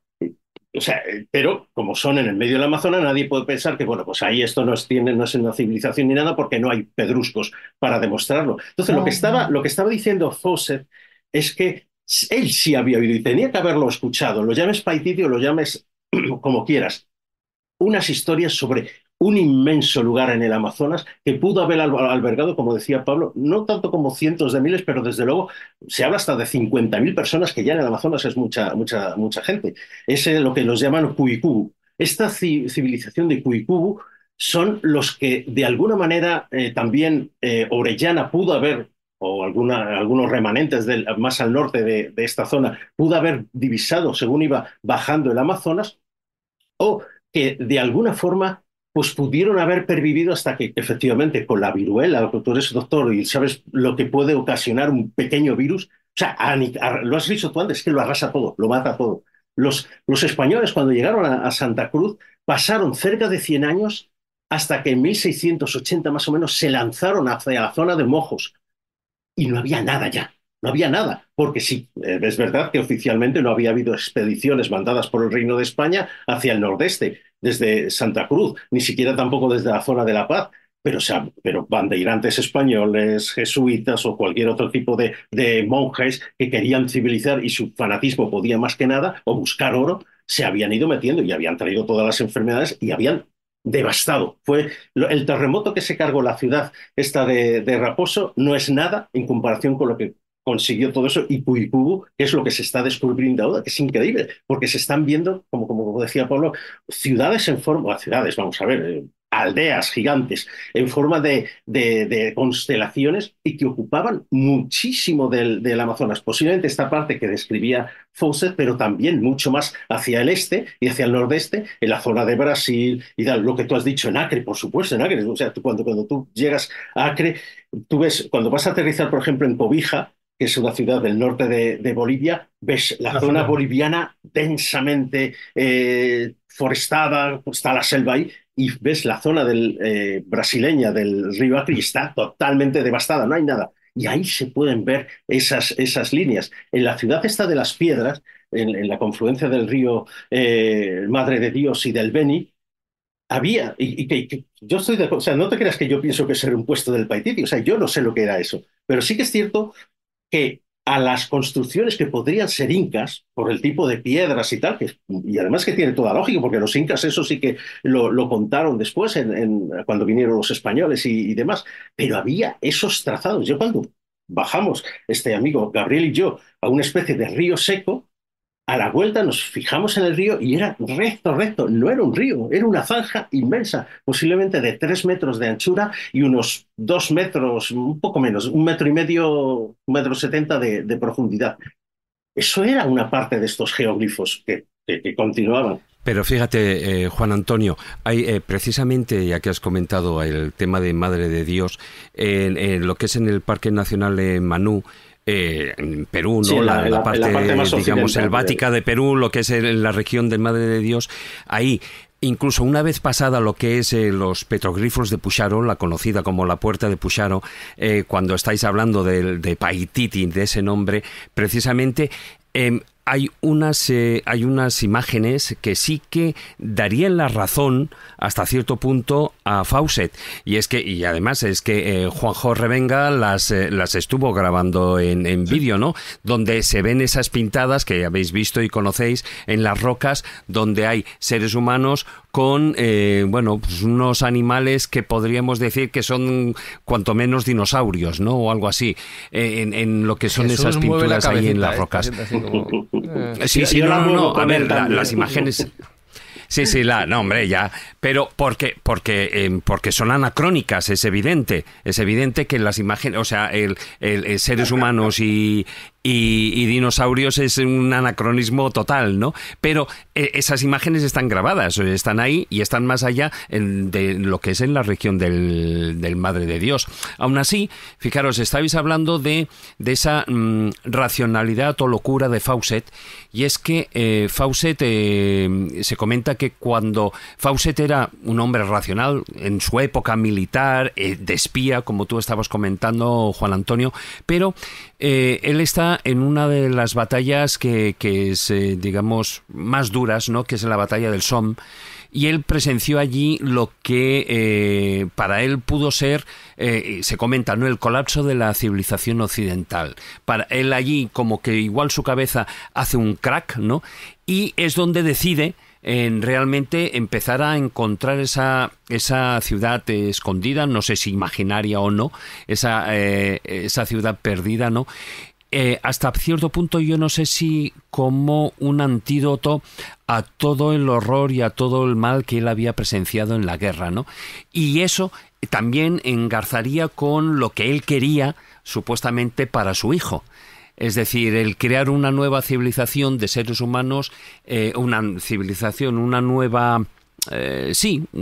nueva cultura en el que, bueno, pues igual la guerra no fuera el método para solucionar las cosas, no lo sé, pero lo que sí que está claro es que quien vivió el Somme le dejó una huella imborrable. Sí. Ese es un muy buen punto de vista que además lo recogen los que han analizado ese fundamento teosófico de Fawcett. Era su hermano, Edward Douglas, quien tenía toda esa influencia. Creo que era un año mayor, y que le influyó muchísimo. Y hubo un momento en que, como bien dices, le pudo petar la cabeza. Y además él tenía pues todo detrás un río inmenso, una especie de Amazonas de búsquedas de conocimientos que pudo haber entrado por esa brecha que le causó en el espíritu, sobre todo, más que en la cabeza, cuando vio semejantes horrores, y decir, pues va a ser en el Amazonas donde voy a fundar esto y como mi hijo ha nacido con una serie de señales y todo eso, pues era evidente. Además, él tenía esos conocimientos, como decías, Pablo. Yo no sé si era budista de religión, pero desde luego de ideología sí era budista en cierta forma. Entonces, quizá por ahí él pudo de alguna forma canalizar todo y con todos esos conocimientos, ahí ya todo el batiburrillo se le empezó a mezclar, que si las ideas de la civilización de Mojos, que si el Paititi, aunque no se llamara Paititi, que si las ciudades de Bahía, todas las que fue escuchando y todo eso, y sobre todo el tema del manuscrito 512, que cuidado, porque hay algunos estudiosos, y ahí creo que Pablo está bueno, y tú, Jesús, lo puedes saber, Gabriel D'Annunzio Baraldi, él decía, cuidado con esto del manuscrito 512, porque aparece cuando aparece y tiene un tufo jesuita a una elaboración y tal. Eran unos tiempos donde convenía que en 1753, cuando se supone que se escribe, apareciera este tipo de literatura donde se dijera, bueno, pues aquí también pudieron haber estado unos ancestros europeos de acuerdo. Se buscaba que el imperio, el de Don Pedro, tuviese una raíz europea. Mítica incluso. Portugués. Baraldi es el gran conocido. Pero porque también tener en cuenta que empieza en una época de enorme rivalidad. Exacto. Entre los países europeos. Es cuando se produce el gran conflicto entre los límites de la banda suroriental de Brasil con el virreinato del Plata. Y entonces, claro, hay un interés también de decir, no, es que nosotros, fíjate, hemos hallado esto y aquí hay ancestros nuestros que legitimarían el poder europeo sobre la zona. Un tema ahí muy complicado. Sí, pero lo que chicos, pasa no es hemos que... hablado... Perdona, Jesús. No, tú, sobre Baraldi, además, Pablo, tú conoces a Baraldi perfectamente. No, y Baraldi era un tipo encantador, ítalo-argentino, brasileño. Tiene unas teorías muy extrañas, pero bueno, el hombre se esforzó, encontró una ciudad perdida en Bahía, llamada ciudad de Ingregil, ¿no? Eso lo encontró, creo, en los años 80. De hecho, después, gracias a su orientación, llegué a ese lugar difícil acceso. Yo no sé si realmente es una ciudad o son formaciones naturales donde habitaron personas allí, posiblemente, pero Baraldi tenía esa teoría realmente. Él había hecho una reinterpretación del manuscrito 512 en que involucraban incluso a castellanos, a españoles, portugueses, ¿no? Pablo, tú defendías siempre la zona de la Mata Atlántica, además, ¿no? De siempre. No, para la ciudad perdida no, más bien el interior. Y de hecho, fíjate, Carlos, redescubrí una ciudad perdida que era mencionada por Apolinario o Apollinaire Frot, que era un francés que Fawcett no soportaba, ahora os comento. Y este francés sí, era un ingeniero de caminos que viajó por casi todo Brasil a encargo del gobierno brasileño, estableció zonas también de carreteras, especialmente en Mato Grosso, en Bahía y otros lugares del Nordeste. Y Apolinario, en uno de sus libros, uno de sus artículos, porque es muy difícil encontrar información de él, que encontré en el Instituto Histórico y Geográfico de Salvador de Bahía, él mencionaba un lugar más allá de río de Xique y de río San Francisco, en Bahía, donde había una ciudad perdida. Efectivamente, en el año 2000 voy ahí y redescubro esa ciudad perdida, que en realidad es un conjunto gigantesco de formaciones rocosas con extrañas formas. Hay incluso una especie de portal de piedra natural, pero que en sus columnas, ¿no? En sus jambas, están pintados símbolos astronómicos. Y empiezo a explorar un poco esa gran ciudad perdida con callejones, formas de animales misteriosas, y encuentro muchas señales de una ocupación humana, o por lo menos de que el lugar fue un santuario gigantesco con forma de ciudad. Y confirmo la ciudad perdida de la existencia en el año 2000 de Apolinario Frot. Aunque hay uno español que se está atribuyendo el redescubrimiento de esa ciudad, no voy a mencionar el nombre en algunas páginas web, pero en realidad fue en el 2000 que reencuentro ese lugar por anotaciones de Apolinario. ¿Y qué pasa? En una ocasión, o más de una ocasión, Fawcett se encontró con Apolinario y le llamó de cachaceiro. Cachaceiro es el bebedor de cachaza, ¿no? manguaceiro, también pinguso, pinga es aguardiente de caña. Lo llamó de todo, menos de bonito. Sin embargo, Apolinario, exactamente, menos de bonito. Hombre, la rivalidad que Carlos abre entre franceses y británicos, ¿no? Incluso, especialmente más allá de sus fronteras.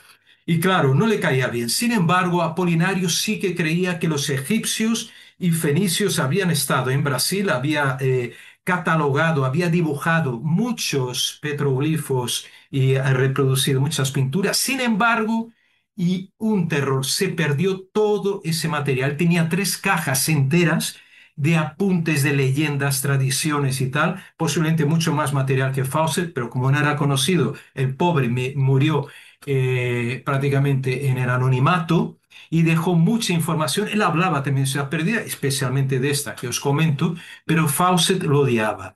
Y quería solo, que estamos hablando aquí mucho tiempo, pero no hemos hablado qué pasó, qué demonios pasó con Fawcett, con Jacques y Rimmel, ¿no?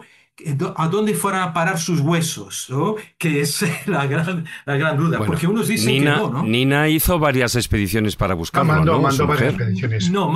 Sí, claro, mandó. Una de ellas fue con Brian, pero vamos, yo creo que la historia de sus huesos está ya muy, muy clara.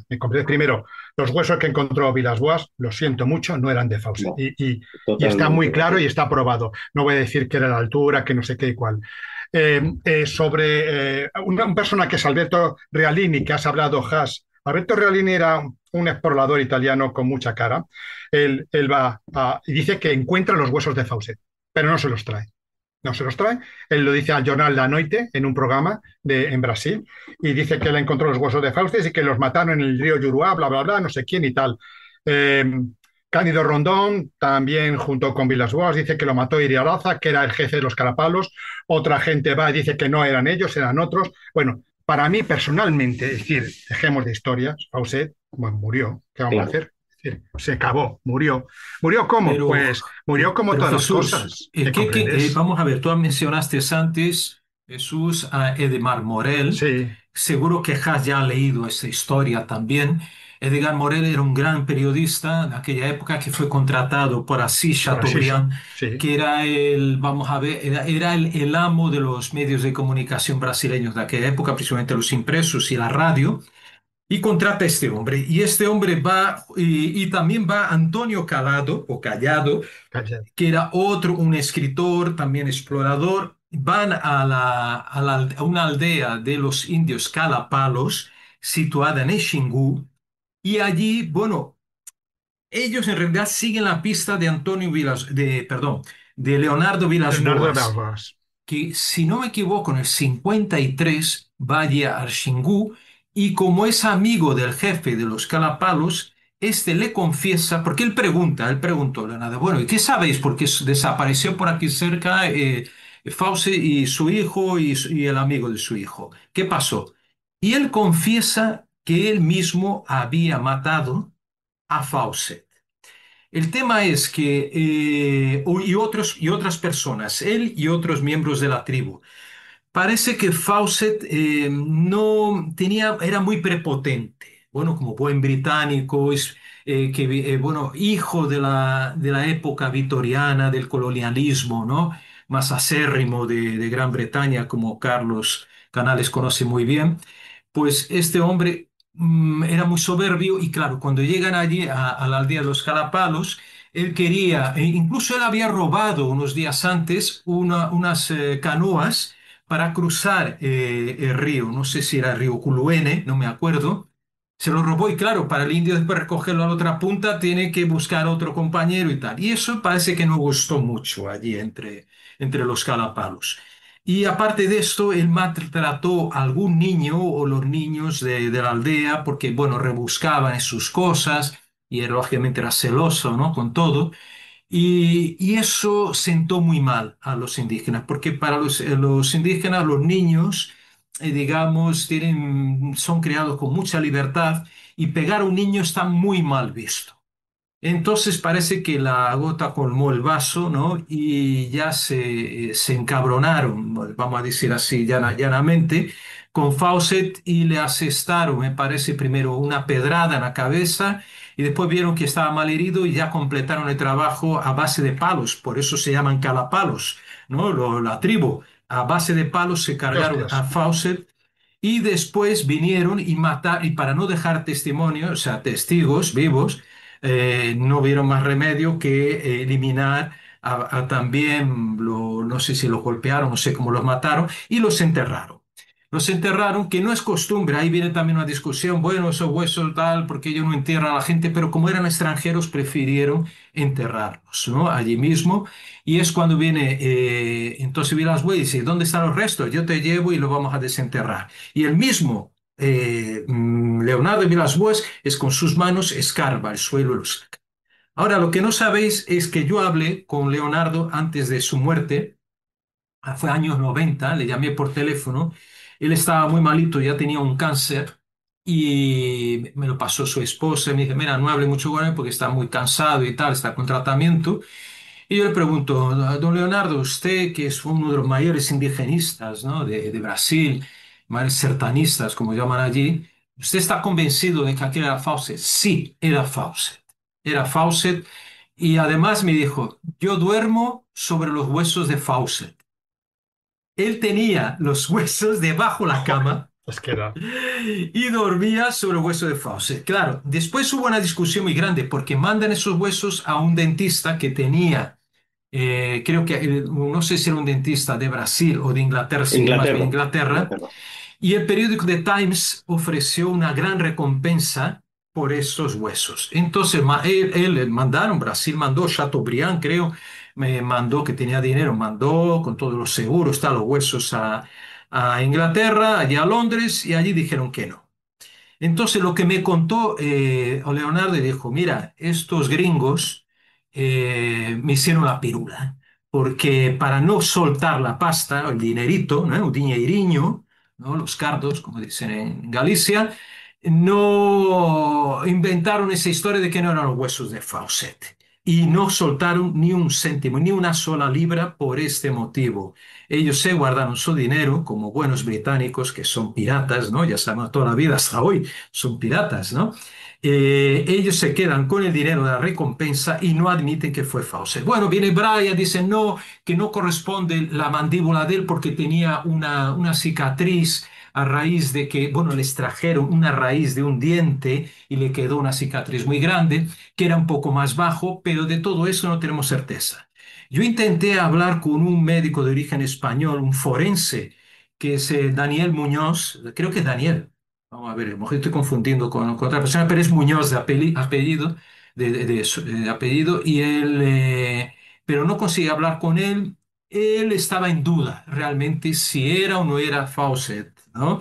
No tenía tanta certeza decir rotundamente que era Fawcett. Pero es muy posible, yo, mi opinión, a partir de la conversación que tuve con Leonardo por teléfono, pena que no pudiera ya fotografiar, los huesos después fueron a parar al Instituto Médico Legal, me parece, de Sao Paulo, y fue ahí que Muñoz, que participa en una expedición más tarde, en el año 95, la expedición a OTAN, ¿no? Que fue patrocinada justamente para OTAN, junto con David Lynch, no el director, sino un norteamericano residente en Brasil, un banquero, que organizaron una expedición que fueron secuestrados, además, por los indios de Xingu. Muñoz fue con ellos y él tenía la intención no de encontrar más restos óseos, sino de encontrar algún elemento asociado, que podía estar asociado en el lugar donde, que porque él tenía la información de Villas-Boas, donde supuestamente estarían los huesos y pretendía también hablar con los calapalos. Entonces quería ver si encontraba alguna hebilla de un cinturón, algún otro resto físico que podría decir, digamos, mira, estos son cosas que eran de Fawcett, ¿no? Como pasó, encontraron objetos. Después de Fawcett disperso, había mujeres indias que llevaban collares con las placas de las maletas de lujo que él había comprado Fawcett en una tienda en Londres, unos magazines en Londres, que era maleta muy resistente. La mujer le llevaba, la indígena, como un collar, ¿no? Y era la placa de la marca de estas maletas. Entonces él pensaba encontrar algún elemento que podían identificar, asociar a los huesos, pero no fue posible porque fueron secuestrados y tuvieron que salir por patas de allí, del Xingu, de esa región indígena protegida, ¿no? Y tal, en el año creo que 95. Madre mía, qué programa. O sea, creo que es la escóbula perfecta, por lo menos para mí, en el sentido de que ha sido interesante, profunda, más larga de lo esperado, porque los programas de verano están viniendo a durar más o menos 1 hora y este se va a los 2. Súper respetuosa y ordenada, autogestionada entre vosotros. Es para mí, cuando no tengo que entrar, digo que son las mejores escóbulas. Y yo, Carlos, tengo que decir que como oyente lo he disfrutado como un enano. Un nivelazo, es increíble el nivelazo informativo. Es que aparte de eso somos todos amigos, nos respetamos, por supuesto. Yo sé que cada uno de nosotros conoce muchísimo. Haas conoce mucho de Bolivia, ha estado viviendo ahí. En Petit Comité discutimos mucho. Pero tenemos el sueño los tres y estoy seguro de que alguna vez podríamos ir allí. En serio, ¿qué nivel de calidad de información? Tenemos que hacer la expedición de la escóbula. Yo creo que la primera gran expedición de la escóbula eso es, si vais, vamos todos. Allí discutiríamos. Digo, bueno, vamos hacia el noreste, al Xingu, o vamos hacia el Juruene. Haas, yo propuse a Calleja decir, oye, ¿por qué no hacéis la escóbula en el puesto Batobi? Hombre, a ver, espera, porque tenemos que hablar cosas, pero no estaría mal. También. No, Cuyaba no. Hay que hablar con los carapalos. El parque Xingu, que se puede entrar. No, lo digo por internet, porque ya se... Nada, igual eso es todo local, no os preocupéis. Hay ciudades perdidas aquí también en España, que están más cerca. Porque nos pillan mejor. Sí. Pero no hay anacondas de 17 metros. ¿Quién conoce la ciudad de Vascos? ¿Dónde está? En Toledo. Vale, pues nada, ya tenemos sitio para hacer la escóbula sobre ciudades perdidas. Una civilización perdida. Muy bien. La de Vascos. Y los pozos de Airón, que ahí seguro que hay anacondas, hay eso es un misterio. Bestias. Eso es un misterio. Pues nada, esto cogemos un día a Juan Ignacio que nos vaya llevando de un sitio a otro y hacemos un programa sobre ciudades perdidas en España que nos pille cerquita y ya después hacemos el de Brasil. Oye, yo no puedo más que agradeceros este ratito, este ratazo. Yo estoy seguro de que los escobuleros y escobuleras lo van a valorar muchísimo. Así que os doy las gracias de uno en uno. Juan Antonio Sanz, una vez más, un placer y pronto hablaremos de vampiros. Esperemos, de vampiras. De vampiras. Cuidado con el matiz. Jesús Ejido, gracias de nuevo por acompañarnos en la escóbula. Un placer. No, de verdad que ha sido un honor. Pablo Villarruya también, muchísimas gracias por estar hoy aquí con nosotros. Gracias, amigos, gracias, claro que sí. Y contento en veros.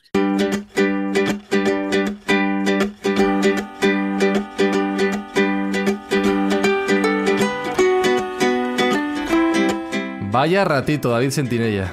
La guinda para cerrar este verano escobulero con toda la canícula, con todo lo que los programas que ha sido una temporada, esta 13ª temporada ha sido de AUPA y esto, como digo, es la guinda del pastel.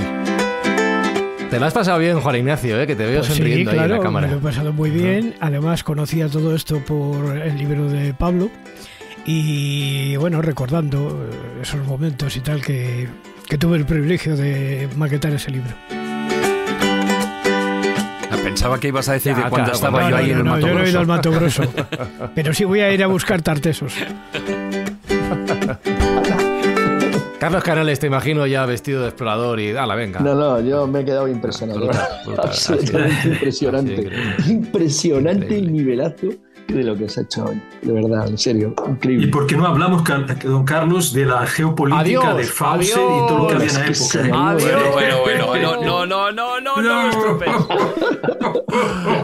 Pues escobuleras, hasta aquí estos programas de verano, hasta aquí esta 13ª temporada de la Escóbula de la Brújula con Jesús Callejo, que se nos ha perdido a medio camino, con Marcos Carrasco, que ya le encontraremos, y con Alberto Espinosa, que está preguntando que cuándo volvemos a casa y cuándo volvemos con la 14ª temporada de la Escóbula. Será muy pronto.